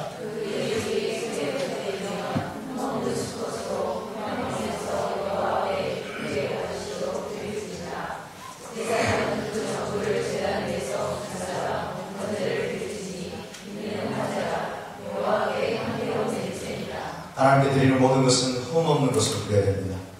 여러분, 흠없는 것으로 드리시기 바랍니다. 가장 좋은 것을 가져오시기 바랍니다. 아멘. 최고의 것을 드리십시오. 하나님께 드리는 것은 희생적으로 내 영혼을 드리듯이, 내 목숨을 드리듯이. 아멘. 여러분, 하나님 앞에 예물을 드릴 때 그렇게 드리시기 바랍니다. 이번 6월절 여러분 부탁드립니다. 하나님 앞에 예물을 준비하시기 바랍니다. 모든 절기에, 6월절, 오순절, 초막절에 하나님 앞에 여러분 흠없는 예물을 드릴 수 있기를 바랍니다. 할렐루야. 자, 번째는 코르반 올라라고 하는데, 올라는 의미가 올라가는 것이라는 뜻이에요. 올라가는 거. 외우기가 쉽습니다. 그래서 올라가는 것. 그래서 올라예요. 이브리어로 올라. 그래서 번제는요, 하나님께 올려드리는 제물입니다. 하나님께 올려드리는 제물. 이것이 번제입니다. 그래서 번제는 도살한 동물의 모든 부위를 하나도 남김없이 불태워서 올려드리는 제물입니다. 도살한 동물의 모든 부위를 하나도 남김없이 다 불태워서 온전히 올려드리는 제물이 올라옵니다. 번제를 통해서 그래서 예배자나 제사장이 얻을 수 있는 것은 아무것도 없습니다. 번제물 전체를 오직 하나님께만 향기로운 냄새로 올려드리는 것입니다. 그래서 여러분, 우리가 하나님께 뭔가를 얻어내려고 하는 목적으로 먼저 드리는 겁니다. 하나님께 뭔가 대가를 받으려고 여러분 그 목적으로 우리가 하나님께 예물을 드리면 안 됩니다. 아멘. 먼저 우리가 드려야 할 것은 번제로 우리 자신을 드려야 됩니다. 믿으십니까? 하나님께 우리의 전부를 드려요. 그래서 하나님에 대한 전적인 헌신, 온전한 예배. 우리 자신의 전부를, 내 생명을, 내 목숨을, 내 온 존재를 하나님 앞에 완전하게 올려드립니다. 번제가 의미하는 게 바로 이겁니다. 아무 대가를 바라지 않는 거예요. 아무 보상을 바라지 않는 거예요. 그래서 여러분 제일 먼저 하나님 앞에 드려간 것이 뭡니까? 속죄지도 아니고 소제도 아니고 번제예요. 번제. 아멘. 번제를 하나님 앞에 드려요. 이것이 하나님께서 우리에게 요구하신 것이고 하나님은 이 번제를 받으시기에 합당하신 분이십니다. 왜냐하면 하나님 먼저 그분 자신을 우리에게 내어주셨기 때문에. 할렐루야. 예수가 우리에게 내어주셨기 때문에. 하나님의 전부를 우리에게 내어주셨기 때문에. 우리의 전부를 그분 앞에 드려도 마땅한 것입니다. 번제는 형편에 따라서 소나 염소나 양의 수컷으로 혹은 산패들기, 지푸리기로 드릴 수 있었습니다. 번제물에 안수하고 번제물을 도살하고 가죽을 벗기고 각을 끄는 일을 누가 할까요? 예배자 자신입니다. 드리는 자가. 그래서 제사장이 하는 게 번제물에 안수하고 그리고 죽임, 도살 그리고 가죽을 벗기고 그리고 각을 뜹니다. 각을 뜬 다음에 자른다는 얘기예요. 각을 떠요. 왜 예배자가 할까요? 자식이 할까요? 자기 자식입니다. 제사장은 제단에 피를 뿌리는 일과 전체를 불태워서 드리는 일을 담당했습니다. 여러분 우리가 이생제사 드리는 것을 혐오스럽게 생각하면 안 됩니다. 징그럽게 생각하면 안 됩니다. 아멘? 나중에 하게 됩니다. 나중에. 우리가 직접 하지는 않겠지만. 자, 번제단은 어떤 것입니까? 하나님의 식탁이에요. 도라에서 번제단은 하나님의 식탁입니다. 하나님께서 번제물을 향기로운 냄새로 취하여 받으신 것입니다. 하나님의 음식을 드시는 것입니다. 번제단의 개념 뭐라고요? 하나님의 식탁. 하늘과 땅이 만나는 터치포인트. 터치포인트. 그래서 번제단에서 불태워서 올려드릴 때 향기로운 냄새가 하나님 앞에 올라가고 하나님께서 향기로운 냄새를 취한다고 하는 것은 번제단은 하나님의 식탁, 하나님의 테이블입니다. 이해되십니까? 자, 이 코르반 아까도 말씀드렸지만 즐거움으로 드리는 제사, 억지로가 아니고 즐거움으로 드리는 제사입니다. 그 예물이 소의 번제이면 흠없는 수컷으로 영광문에서 여호와 앞에 기쁘게 받으시도록 드릴지. 기쁘게란 말이 여기에 계속 나와요. 기쁘게. 그래서 이스라엘 백성은요, 코르반, 이 생제사를 어떤 영광이나 무거운 짐이나 보통으로 여기는 것이 아닙니다. 거룩하신 하나님 임재 앞에 나아가서 그분과 교제할 수 있는 엄청난 특권과 기회를 얻습니다. 하나님을 만날 수 있는 기회다. 하나님을 만날 수 있는 기회다. 그래서 무거운 의무식으로 번제물을 가져온 것이 아니고 하나님께 가까이 가기 위해서, 하나님을 만나기 위해서 여러분 번제물을 가져왔습니다. 시편 27편 1절에 보면 내가 그의 장막에서 즐거운 제사를 드리겠고, 즐거운 제사를 드리겠고 노래하며 여호와를 찬송하리로다. 하나님을 기뻐하는 마음으로 하나님을 만날 수 있다고 하는 거룩한 기쁨과 즐거움을 가지고 자원하는 마음으로 여러분 하나님 앞에 번제물을 가져오고 예물을 가져올 때 이것이 하나님을 기쁘시게 하는 겁니다. 할렐루야. 그런 마음을 잃어버리고 종교적인 행위로 가져올 때 하나님 뭐라고 했어요? 너희의 번제물 냄새 맡기기 싫다. 냄새 맡기기 싫다. 내 마당을 더럽히지 마라. 마음은 딴 데 있고 그들의 기쁨은 바알신에게 있는 거예요. 그들이 기뻐하고 즐거워하는 것은, 그들이 속 뒤에서 즐기고 있는 것은 바알신이 주는, 아세라 신이 주는 풍요, 번성, 돈, 물질 이런 것들에 마음을 다 뺏겨버리고 그냥 번제물만 가져오고 속죄제물, 속건제물만 가져오는 걸고 하나님 뭐라고 해요? 종교행위이기 때문에 가져가라고 말씀하십니다.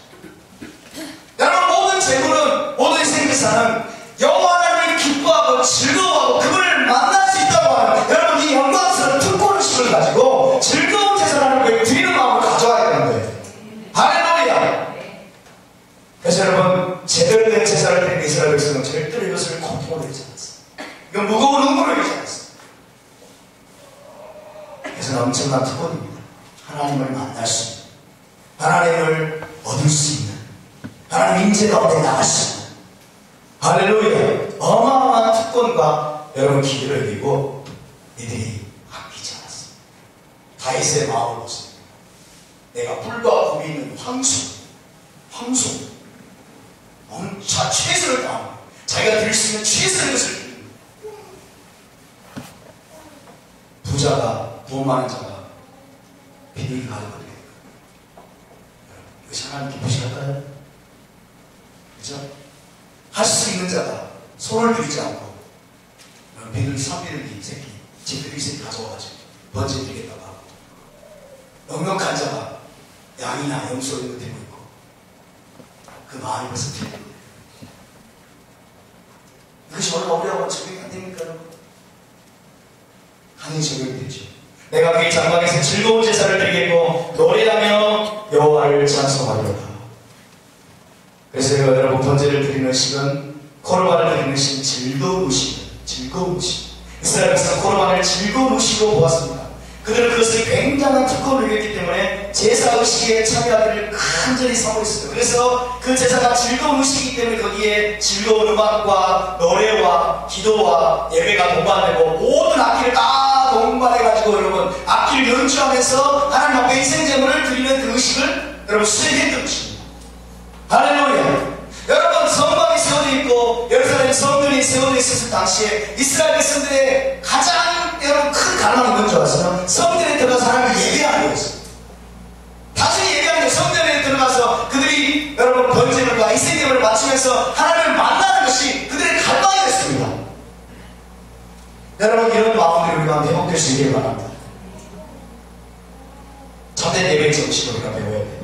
참된 예배의 정신이 무엇입니까? 죄에 대한 형벌로서가 아니라 즐거운 마음으로 거룩하시와 함께 선물을 가지고, 최고의 선물을 가지고 여러분 그분께 가까이 나아가는 거죠.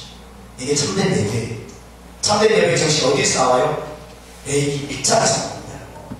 레위기 1장에서 참된 예배가 가르쳐지고 있는 거예요. 믿으십니까? 아멘? 여러분, 예배 나올 때 어떤 마음으로 나오십니까? 정대적 인식으로 나오십니까? 의무감으로 나오십니까? 협악, 안식일, 의무감으로 나오세요. 안 지키면 큰일 날 것 같으니까. 억지로, 무거운 중압감, 정죄감, 이런 것으로 여러분 우리 하나님 앞에 나갈 수 없어요. 여러분, 즐거운 마음으로 나오시기 바랍니다. 왜? 이것은 영광스러운 특권입니다, 여러분. 샤바스를 우리에게 열어주신 것은 여러분 영광스러운 특권입니다. 하나님을 만날 수 있는 특별한 방식으로 내가 내를 만나기 원한다. 하늘의 시간이 이 땅의 신부를 만나기 원한다고 하나, 이 시간이 열렸기 때문에 이것은 우리에게 영광스러운 특권입니다, 여러분. 믿으십니까? 종교행위 우리가 끝나면 절대로 안 됩니다.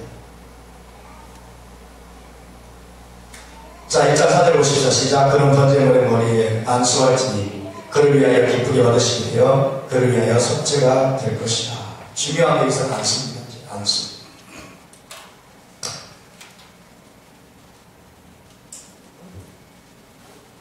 안수는 무엇이냐? 이게 굉장히 중요하죠. 자기 자신을 투사하는 일. 자기의 정체성을, 자기 자신을 번제물에게, 제물에게 여러분 투사. 동물에게 자신의 존재를 투사시켜서 하나님 앞에 자신을 대신하는 예물이 되게 하죠. 그래서 어떤 속죄제물의 경우는 안수하고서 죄를 고백하기도 하죠. 안수하면서. 그렇죠? 민수기 8장 10절은 온 이스라엘 백성들이 레위인들에게 안수하라고 되어 있습니다. 안수하라고 하면 무슨 말이에요? 안수를 받고 나서 레위인들이 하나님 앞에 나가서 성막에서 봉사하게 되면 그것은 뭐가 같은 거예요? 온 이스라엘이 하나님 앞에 성막에서 봉사하는 것과 똑같이 되는 거예요. 그렇죠? 모세가 여호수아에게 안수했어요. 자기 자신의 존재를 투사한 거예요.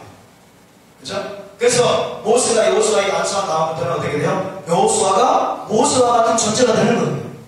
이해되십니까? 번제물에게, 희생제물에게 안수를 합니다. 안수라는 것은 자기 자신의 존재를 그에게 투사하는 거예요. 그래서 여러분, 이 동물은 그 다음 순간부터는 곧 누구로 여겨지는 거예요? 나 자신으로 여겨지는 거예요. 이게 하나님의 원리예요. 아멘? 그래서 속죄란 말이 나오는데 여기서 보면요, 여러분, 이 속죄란 말을 이해하는 게 중요합니다. 기쁘게 받으시는데요. 자, 1장 4절 다시 한번 읽어보겠습니다. 시작. 1장 4절 시작.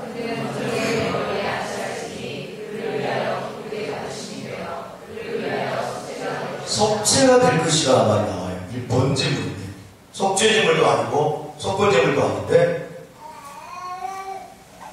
그래서 우리를 헷갈리면 안 돼요. 번역. 자, 속죄라는 단어가 어토 같은데요. 히브리어로 카파르예요. 카파. 그래서 카파. 카파르는 기본적으로 덮다예요. 덮다.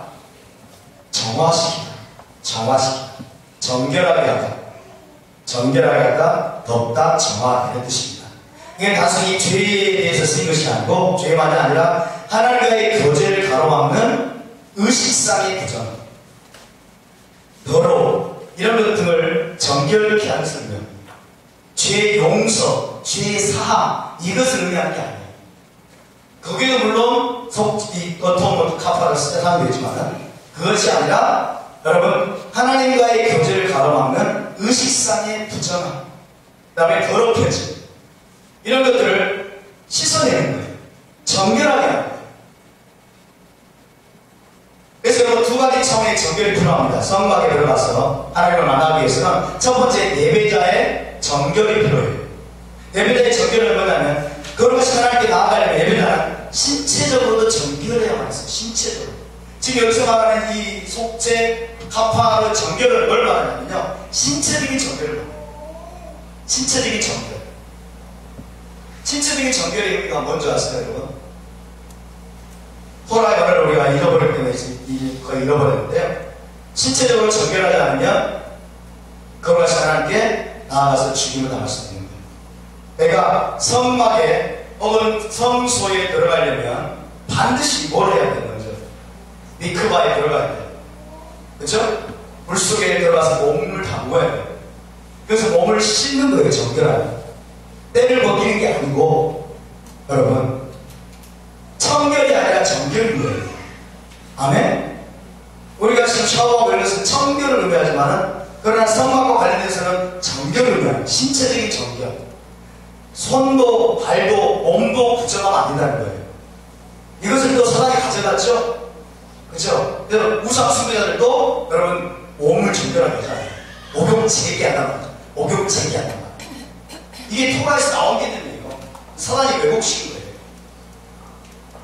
목욕 재개하는 거예요, 여러분. 미크바에 들어가서 목욕 재개하고 몸을 정결하게 하는데 그러나 또다시 걷다 보면 자기도 모르게 손과 발이 더럽혀질 수 있죠.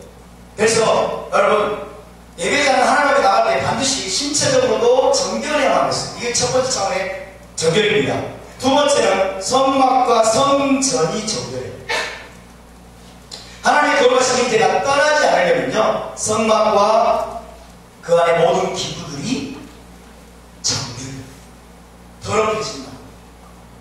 이해되십니까? 이것은 외적인 걸 말합니다. 아멘? 예배자의 신체적인 걸 말해요. 머리부터 발끝까지 신체적인 정결함이 유지되어야 되고 그 다음에 성막과 그 안에 모든 기구들이 또 정결해야 되는 거예요. 할렐루야. 정결해야 되는 거예요. 근데 그 피를 통해서 여러분 정결하게 된다는 거예요. 그래서 그를 위해 속죄가 될 것이라고 말은 그의 죄가 사인단 말이 아니에요. 그의 죄가 사인단 말이 아니에요. 아멘? 번제는 죄사함을 주는 게 아닙니다, 여러분. 믿으십니까? 속죄제도 죄사함을 위한 게 아니에요. 속죄제도 우리의 죄를 사하지 않습니다. 이걸 잘 이해하셔야 돼요. 자, 계속 보겠습니다. 자, 희생 때문에 피는 그래서 여러분 카파를 위한 것입니다. 카파. 속죄가 보내겠는데 뭐냐면 거룩한 의식을 위해서 일체의 부정함과 영적인 오염들을 덮고 정하십니다. 이것이 카파. 이해되시면 아멘 하십시다. 아멘. 그것은 마음속의 죄를 사는 게 아니라는 거예요. 마음속의 죄를 사는 거예요. 대전제를 가지고 계시죠. 잘 보세요. 대전제를 가지고 계셨는데 성막과 성소에서 드리는 모든 희생제물의 피는 절대로 마음속의 죄를 사하기 위해서 드린 것이 아니라는 거예요. 이거를 반드시 여러분 가지고 계십니다. 어디에 나와요? 나중에 말씀드리지만 히브리서에 나와요. 그래서 희생제물의 피를 통한 이 카파, 이 덮음, 정화, 이것은 예물 드리는 사람의 신체를 깨끗게 하는 것과 성소의 기물들을 정결케 하는 외적인 차원의 것이 있습니다. 아멘? 이해되시나요? 눈만 덮어보고 계시지 마시고. 이해되세요? 정신이 아니라 뭐예요? 외침이 정신. 사람의 몸도 정결해야 되고 성소의 모든 기물들도 정결해야 돼요. 왜? 하나님은 지극히 그러시는 분이기 때문에. 할렐루야. 자, 히브리서를 봅니다. 9장 22절 시작. 율법을 따라 너희 모든 물건이 피로써 정결하게 되나니 피 흘림이 없은즉 사함이 없느니라 그랬습니다. 자 보세요. 피로써 정결하게 되면 뭐가 정결된다고? 뭐가 정결된다고 했어요? 거의 모든 물건. 모든 물건이라고 하잖아요. 그렇죠? 모든 물건이 피로써 정결하게 됩니다. 피를 바르면 그 물건이 정결하게 된다는 거예요. 하나님 임재를 방해하지 않는 물건이 된다는 거죠. 하나님 임재를 떠나지 않게 만드는 정결한 물건이 된다는 거예요. 그 다음에 나온 말은 피 흘림이 없은즉 사함이 없느니라 말은 죄사함이라고 하면 잘못된 거예요. 피 흘림이 없은즉 뭐예요? 사함이 없는 그 씻김, 정결함이 없는 거예요. 피가 정결하게 된다. 성막과 성소의 모든 기구들을 피가 정결하게 한다는 거예요. 그래서 대속죄에 모함과 대제사장이 대속죄에 성소에 들어가서 그렇죠? 피를 뿌리죠. 피를 뿌리고 그 다음에 한강 기둥에 막 뿌리 바르고 그러잖아요. 뭐 하는 거예요 지금? 그 기구들을 지금 정결하게 하는 거예요. 왜? 사람이 드나들면서 사람의 죄로 말미암아서 그것이 더럽혀지는 거예요. 그것이 부정하게 됩니다. 그것이 쌓이다 보면 잘못하면 하나님의 영광이 떠나버릴 수 있는 거예요.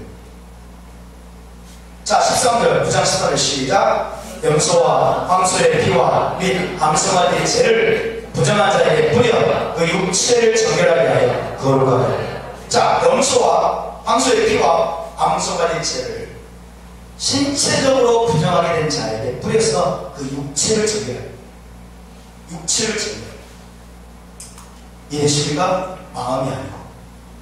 그래서 여러분 성소에 나가서 성막에 나가서 피를 흘리고 피를 뿌리는 것은 예배자의 신체를 육체를 정결하게 하고 그 다음에 번제단과 성막의 기구들을 정화시키는 깨끗게 하는 정결하게 하는 그 목적으로 여러분 피가 흘려지고 피가 뿌려졌음을 믿으시기 바랍니다. 아멘. 이것을 카파라고 하는 거예요. 이것을 카파, 덮다, 죄를 덮고 정화시키는. 이것은 단순히 속죄가 아니에요. 죄 사함이 아니라고. 그래서 번제물을 통한 속죄라고 하는 이 카파는 신체적인 정결, 그 다음에 성물의 정결. 물건, 성물의 정결, 신체적인 정결. 이거 되십니까? 이걸 이해 못하면 여러분 절대 이 토라를 특히 레이를 이해 못합니다. 자, 그럼 이스라엘 백성들이 구원을 위해서 이 생명을 드리느냐? 이번에 10장 1절 4절 자 있습니다. 시작.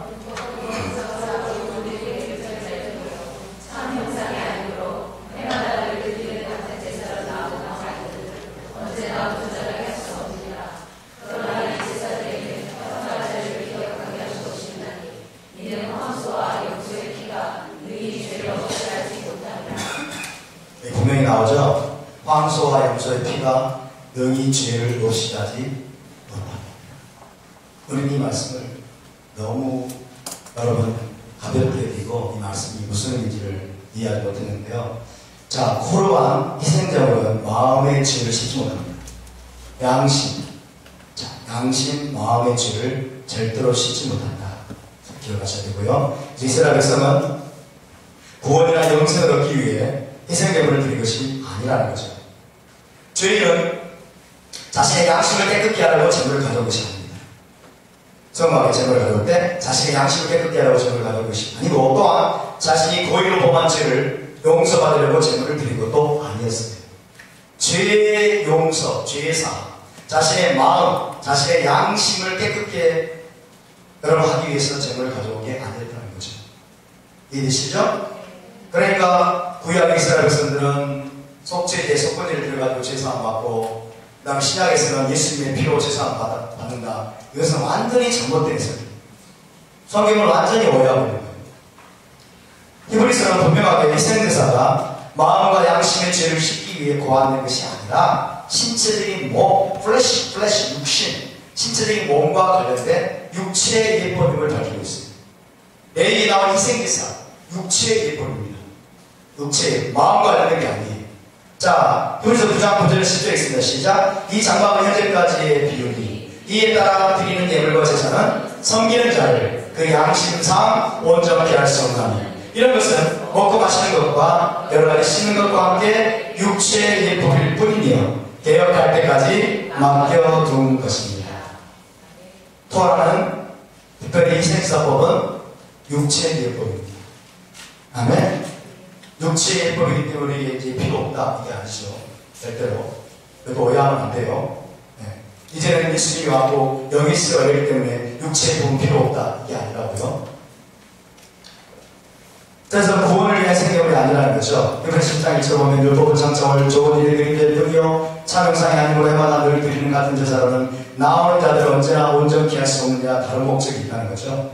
나오는 자들 그들의 마음을 그들의 양심을 깨끗게 하는 온전케 하는 목적이 아니라는 거죠. 자, 구약은 짐승의 피로, 신약은 예수의 피로 제사함을 받는다. 이것은 잘못된 해석입니다. 이건 절대로 그게 아닙니다. 오해하고 있습니다. 전통적인 오해가 있어요. 옛 언약에서는 짐승의 피로 제사함을 받았지만 새 언약에서는 예수의 피로 온전한 제사함을 받기 때문에 더 이상 구약의 생사는 필요가 없어졌다. 예수의 십자가 희생은 구약의 생사를 온전히 성취하고 폐기시켰다 라고 생각합니다. 맞습니까? 틀립니까? 분위기상 틀린 것 같죠? 그렇죠? 분위기상 틀린 것 같죠? 근데 여러분 마음속에서는 속으로 긴디.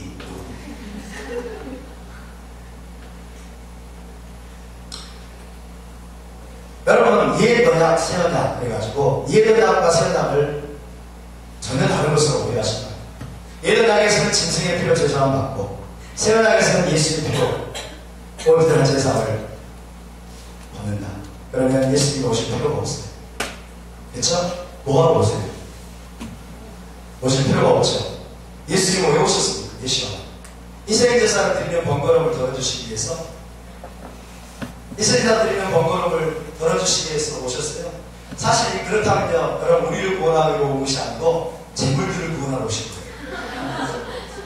거예요. 재물들을 구원하러 오신 거예요.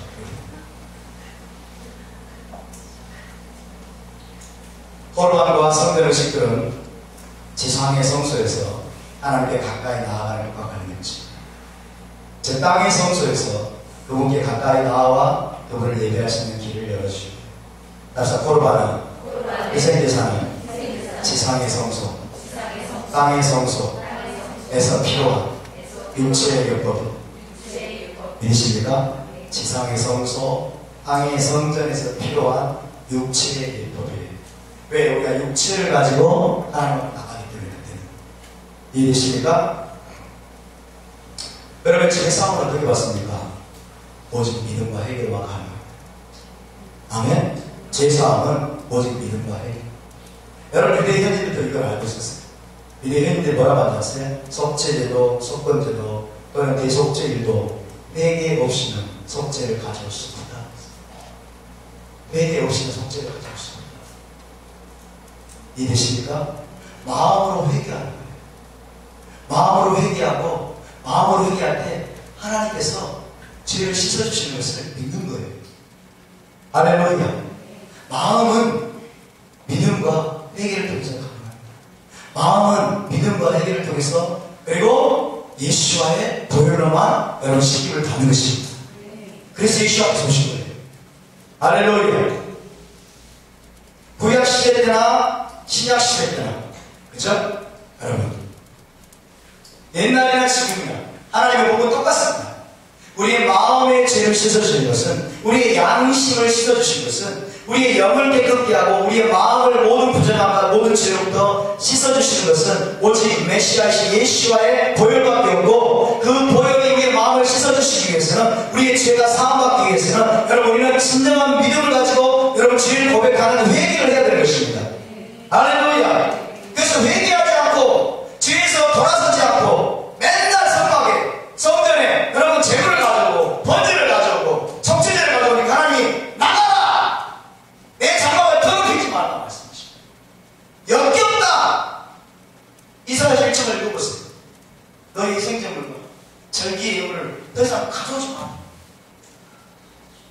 여러분 기독교들이 뭐라고 해석한 줄 아세요? 봐라! 하나님 원래 번제를 원하는 게 아니야.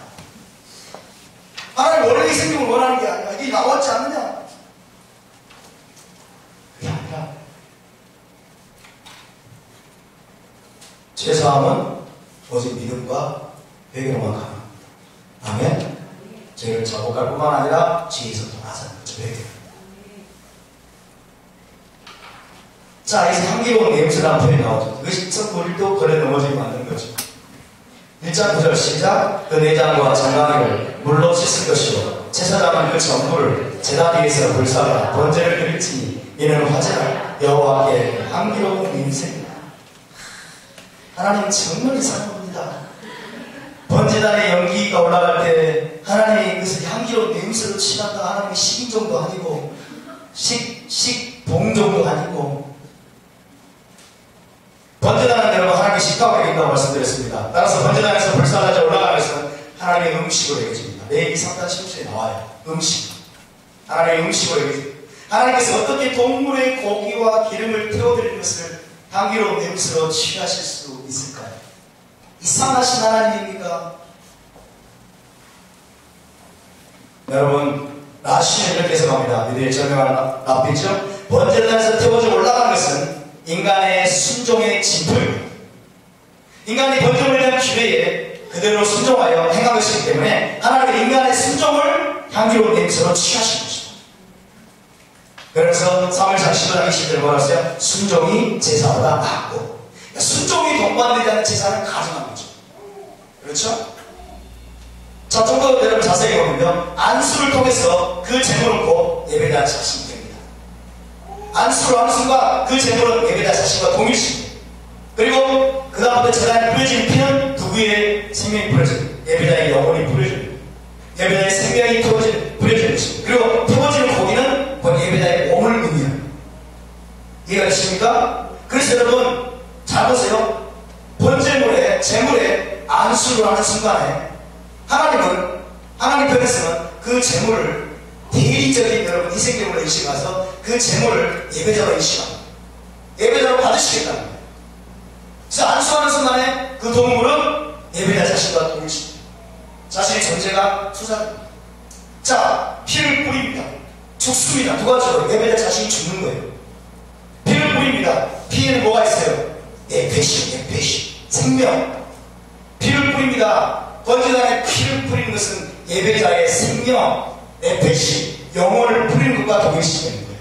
그 다음에 여러분 모든 고기들을 이 고기들을 다 불태워가지고 하나님 앞에 완전하게 올려드리는 것은 뭐예요? 예배자 자신이 하나님 앞에 완전하게 예물 제물이 돼가지고 올라가는 것과 동일시되는 거예요. 이해가 되십니까? 하나님은 단순히 여러분 동물의 고기를 드시는 분이 아니에요. 동물의 피를 취하시는 분이 아니라 안수의 비밀이 있는 거예요. 안수. 이것이 비밀이 있는 거예요. 그래서 이것이 여호와의 향기로운 냄새가 되는 것입니다. 아멘. 하나님의 기회에 순종해서 즐거운 마음으로 자원하는 마음으로 동물의 안수에서 자기 자신의 존재를 투영시킨 다음에 그 동물을 죽이고 그 다음에 피를 여러분 뿌리고 각을 뜨고 그래서 번제단에 보내놓고 하나님 앞에 태워서 올려드릴 때 하나님은 이것을 동물로 보지 않고 여러분 예배드리는 그 사람으로 보겠다는 거죠. 할렐루야. 그의 영혼으로 보겠다는 거예요. 그의 생명, 그의 존재 자체로 보겠다는 거예요. 그래서 그렇게 순종해서 드리는 것은 하나님 여호와께 향기로운 냄새라고 말씀하는 거예요. 할렐루야.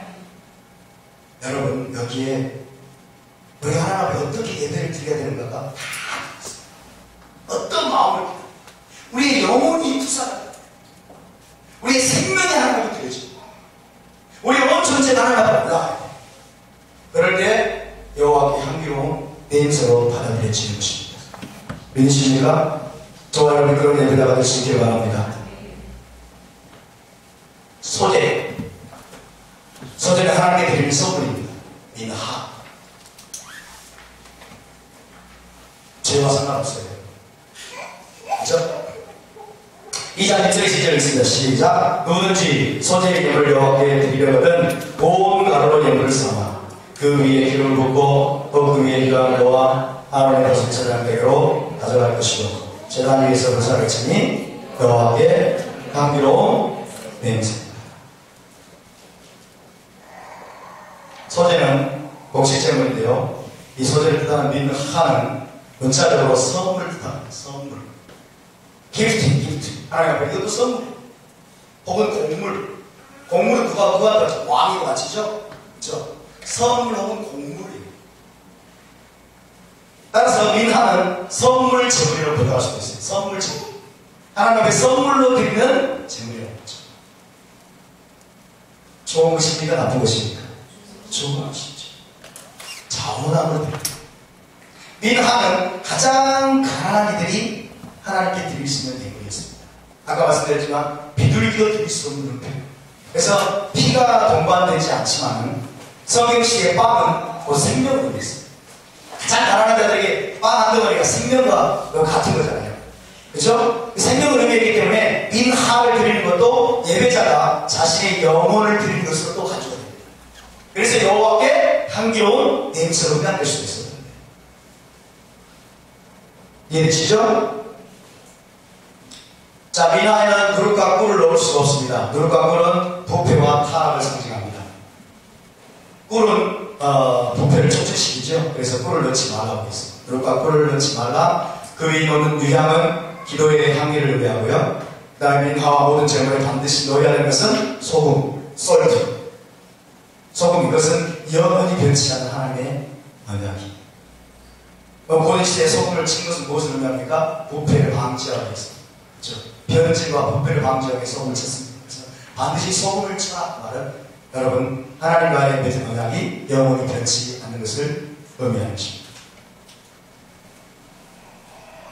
자, 민수기 15장 8절 10절 있습니다. 시작.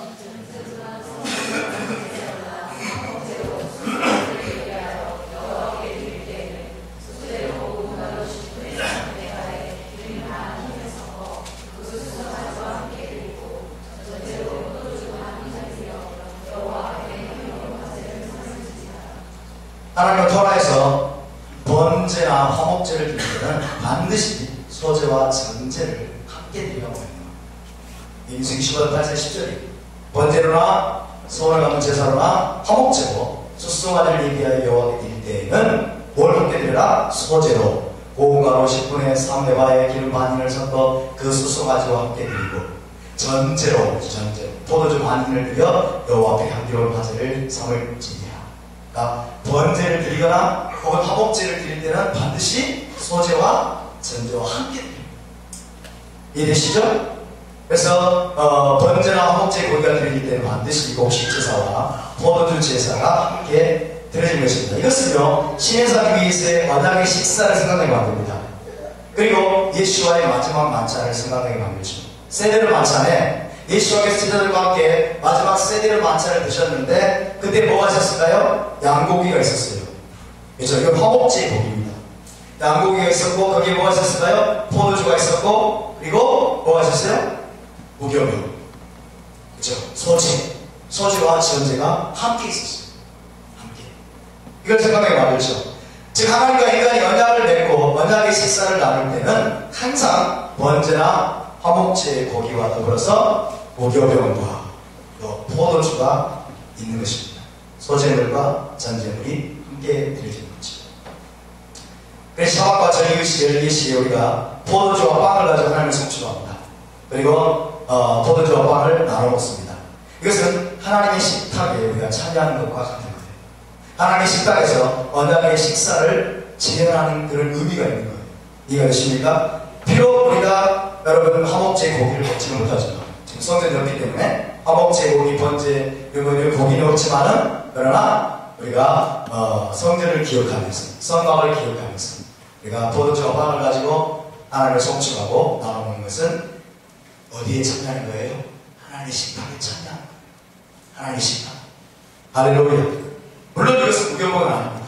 한라빵은 그런 의미는 아니지만 그러나 어쨌든 우리가 이 빵과 그 다음에 포도주. 특별히 여러분 이 세대를 만찬 다음 이제 일요일 하게 되는 세대를 만찬은 우리가 양고기는 우리가 먹진 않지만 거기에 무교병이 있어요.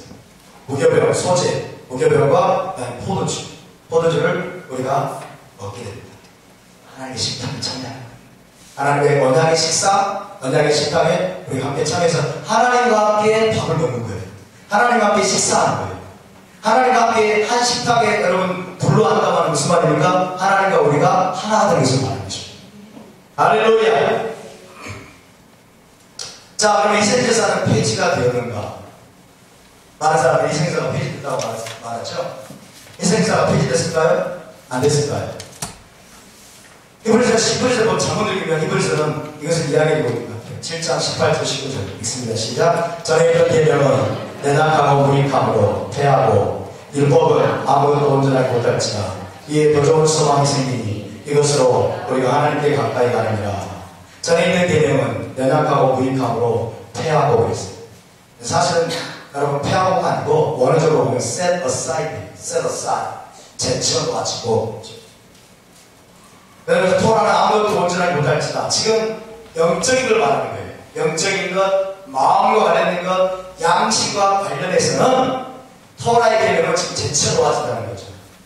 그렇죠? 그럼 지금 히브리서는 뭘 말해주고 있는 것입니까? 히브리서도 계속해서 강조하는 건 뭐냐면 예수와의 대제사장 지기예요. 그리고 예수와께서 여러분 하늘의 지성소에 들어갔다는 거예요. 하늘의 성소에 들어갔다는 거예요. 근데 여러분 희생제사법은요 하늘의 성소와는 무관합니다. 아멘? 하늘의 성소와는 무관하고 우리의 마음과 우리의 양심을 씻는 것과는 무관한 거예요. 희생제사법은 어디에서 필요한 거예요? 이 땅의 성소에서 필요한 거예요. 이 땅의 성전에서 필요한 거예요. 우리의 육체가 하나님의 쉐키나 가운데로 들어갈 때 우리 육체를 정결하게 하고 이 땅에 있는 성전 기물들을 정결하게 하는 데 필요한 거예요. 이해가 되십니까? 그러니까 하늘의 성소에 들어갈 때는 여러분 희생제사법이 필요 없어요. 하늘의 성소에 들어갈 때 어떻게 하면 돼요? 예수와의 피를 힘입어서 담대하게 성소에 들어가는 거예요. 할렐루야. 어느 때나 어느 때 이해가 되시죠? 히브리서는 그걸 말해주는 거예요. 그걸 말해줘. 희생제사 폐지 주장에 세 가지 문제점이 있습니다. 첫 번째, 예수와의 죽음과 부활이 희생제사와 아론의 제사장직을 폐했다면 왜 그분은 토라를 폐하고자 않았다고 말씀하십니까? 마태복음 5장 17절에서 20절. 내가 율법이나 선지자를 폐하러 온 줄로 생각하지 말라. 폐하러 온 것이 아니라 완전케 하러 온 거라. 그렇죠? 자, 여러분 들어보세요. 희생제사가 폐해졌다. 왜 이게 희생제사가 폐해졌다? 그 말은 제사장 일들이 할 일을 잃어버린 거예요. 그렇죠? 희생제사가 폐해졌다면 제사장직도 폐해지고, 그렇죠? 희생제사가 폐해지고 제사장직이 폐해졌다면 다른 말은 무슨 말이에요? 성전도 필요 없다는 거죠. 그럼 여러분 A2의 거의 대부분의 말씀과 출애굽기의 하반부의 말씀과 그리고 민수기의 상당부의 말씀들이 폐해집니다. 심각한 문제가 생깁니다. 그렇죠? 그러니까 이건 잘못된 거예요. 두 번째 문제는 뭐냐? 예수와의 죽음과 부활이 희생제사와 아론의 제사장직을 폐했다면 왜 그의 제자들은 계속해서 성전에서 모이고 성전 제사에 참여했습니다. 사도행전을 보면 예수와의 제자들은 예수와를 승천하셨습니다. 그런데도 맨날 성전에 갑니다. 성전에 가가지고 여러분 하나님을 찬송하고 예배하고 서로 행각에 모입니다. 그리고 성전에 예배드리는 시간을 그들이 맞춰요. 성전 제사드리는 시간이 곧 기도 시간이잖아요. 그죠? 기도 시간에 성전에 올라가잖아요. 그 기도 시간은 무슨 시간이에요? 여러분, 삼번제를 드리는 시간이에요. 그렇죠? 유대인들이 삼번제를 드리는 시간에 맞춰가지고 그들이 성전에 올라갑니다. 날마다 성전에 있기를 그들은 사모했어요. 그리고 베드로와 야고보와 요한나 이 사람들은 어디 사람들이에요? 갈릴리 사람들이죠? 근데 여러분 예수님이 승천하신 다음에 갈릴리로 안 가요. 성전을 사모해서 늘 성전에 머물면서 하나님 예배하다가 주님이 다시 오실 걸 그들 믿었어요. 그분을 기다리려고 갈릴리로 안 가버려요. 다른 사람도 마찬가지다. 그리고 21장 사도행전 21장 20절 21절을 보면 사도 바울이 다른 네 사람의 사람들과 함께 나시린의 서약을 했어요. 나시린의 서원. 나시린의 서약을 하고 나시린의 서원 기간이 맞춰지면 여러분 성전에 와가지고 뭘 드려야 되냐면요. 번제와 속죄제를 드려요. 번제와 속죄제. 자, 예수님이 승천하신 지 지금 30년 이상 지났어요. 근데 사도 바울이 성전에 가가지고 번제, 그리고 속죄제를 드리는 거예요. 그 이야기가 나옵니다. 여러분, 이들이 무지한 자들입니까? 복음을 오해한 것입니까? 이세기사가 폐해진 것을 그들이 몰랐을까요? 아니라고, 여러분. 토라는 절대로 폐해질 수 없습니다. 믿으십니까? 율법의 1.1행도 폐해질 수 없는 거예요. 세 번째, 예수와의 죽음과 부활이 희생제사와 아론의 제사장들을 폐했다면 왜 선지자는 메시아 시대의 성전의 재건과 희생제사 그리고 제사장직의 복원을 예언하고 있습니다. 이사야서 2장 2절 3절을 읽어보세요. 그 다음에 에스겔 40장부터 47장까지 읽어보세요. 메시아께서 제3성전 성전을 재건하신 것을 말씀해 줍니다. 아멘. 선지자들이 이걸 계속해서 예언하고 있습니다. 완전한 성전이 세워지게 될 것이다. 성전이 세워지게 된다는 말은 무슨 말입니까? 희생제사가 폐지지 않았단 말이고, 희생제사를 드리려면 누가 있어야 돼요? 제사장들이 있어야 된다는 거예요. 할렐루야. 여러분, 예수와는 아론의 대제사장직을 대체하러 오신 분이 아니에요. 믿으십니까? 예수와는 멜기세덱의 반차를 따른 하늘 성소의 대제사장입니다. 믿으십니까? 이 땅에 성전이 세워지면 이 땅의 제사장들은 누굽니까? 레위 자손들이고 대제사장은 아론 자손들이 대제사장이 되는 거예요. 믿으십니까? 자, 제3성전에서 드려진 희생제사에 대한 언급이 있습니다. 에스겔 45장 22절 15절. 그날의 왕은 자기와 이 땅 모든 백성을 위하여 송아지 한 마리를 갖추어, 메시아 왕 때입니다. 송아지 한 마리를 갖추어 속죄제를 드릴 것이요. 25절. 일곱째 달 15째 날에 초막절이죠. 일곱째 달 15날이니까 7일 동안 명절을 지켜 속죄제와 번제며 그 밀가루와 기름을 드릴지니라. 속죄제, 번제, 소제 드린다는 거예요. 메시아 왕국이 되면 여러분 성전이 세워지게 되고 왕이 드린다는, 이 왕, 메시아 왕에서 왕은 누구예요? 예수와예요. 예수와께서 왕이신 예수와께서 자기와 이 땅 모든 백성을 위하여 송아지 한 마리를 갖추어 속죄제를 드리는 것이요. 이때 예수와는 예루살렘의 왕으로서 여러분 제사를 드립니다. 아멘. 예루살렘의 왕으로서, 하나님으로서, 모든 인간의 이스라엘의 왕으로서 여러분 하나님 앞에 예물을 드리는 것입니다. 근데 메시아 왕국의 성전은요, 모든 희생제사가 다 드려집니다. 모든 희생제사. 성전과 제사장제도 그리고 희생제사는 서로 뗄래야 뗄 수 없는 관계를 가지고 있습니다. 제사장이 없고 희생제사가 드려지지 않은 성전은 세워질 필요가 없는 거예요. 이해되십니까? 그래서 메시아 왕국의 성전에서는요, 번제, 소제, 화목제, 속죄제, 속건제 등 모든 코르반 희생제사가 레위기에 기록된 대로 드려지게 될 것입니다. 그래서 제사함을 받거나 구원을 받기 위한 것이 아니죠. 마음의 죄를 씻기 위한 방법이 그 방법이 아닙니다. 아멘. 모든 레위기 희생제사법은 어디서 필요하다? 이 땅에서 필요하다. 땅에 있는 성전에서 필요합니다. 할렐루야. 땅에 있는 성소에서 필요합니다.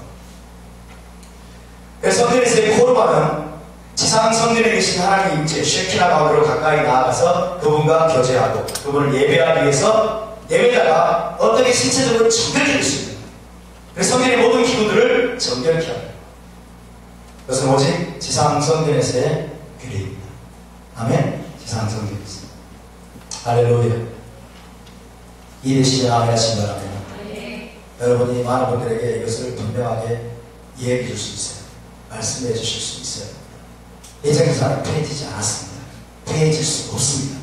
희생제사가 폐해졌다면 제사장들도 폐해졌고, 그 다음에 성전도 필요 없고, 그렇게 되면 여러분 레위기의 거의 전부고 출애굽기의 거의 절반과 그리고 민수기와 신명기의 많은 말씀들이 여러분 소용이 없어지고 폐해지게 되는데, 하나님은 그런 분이 결코 아닌 것입니다.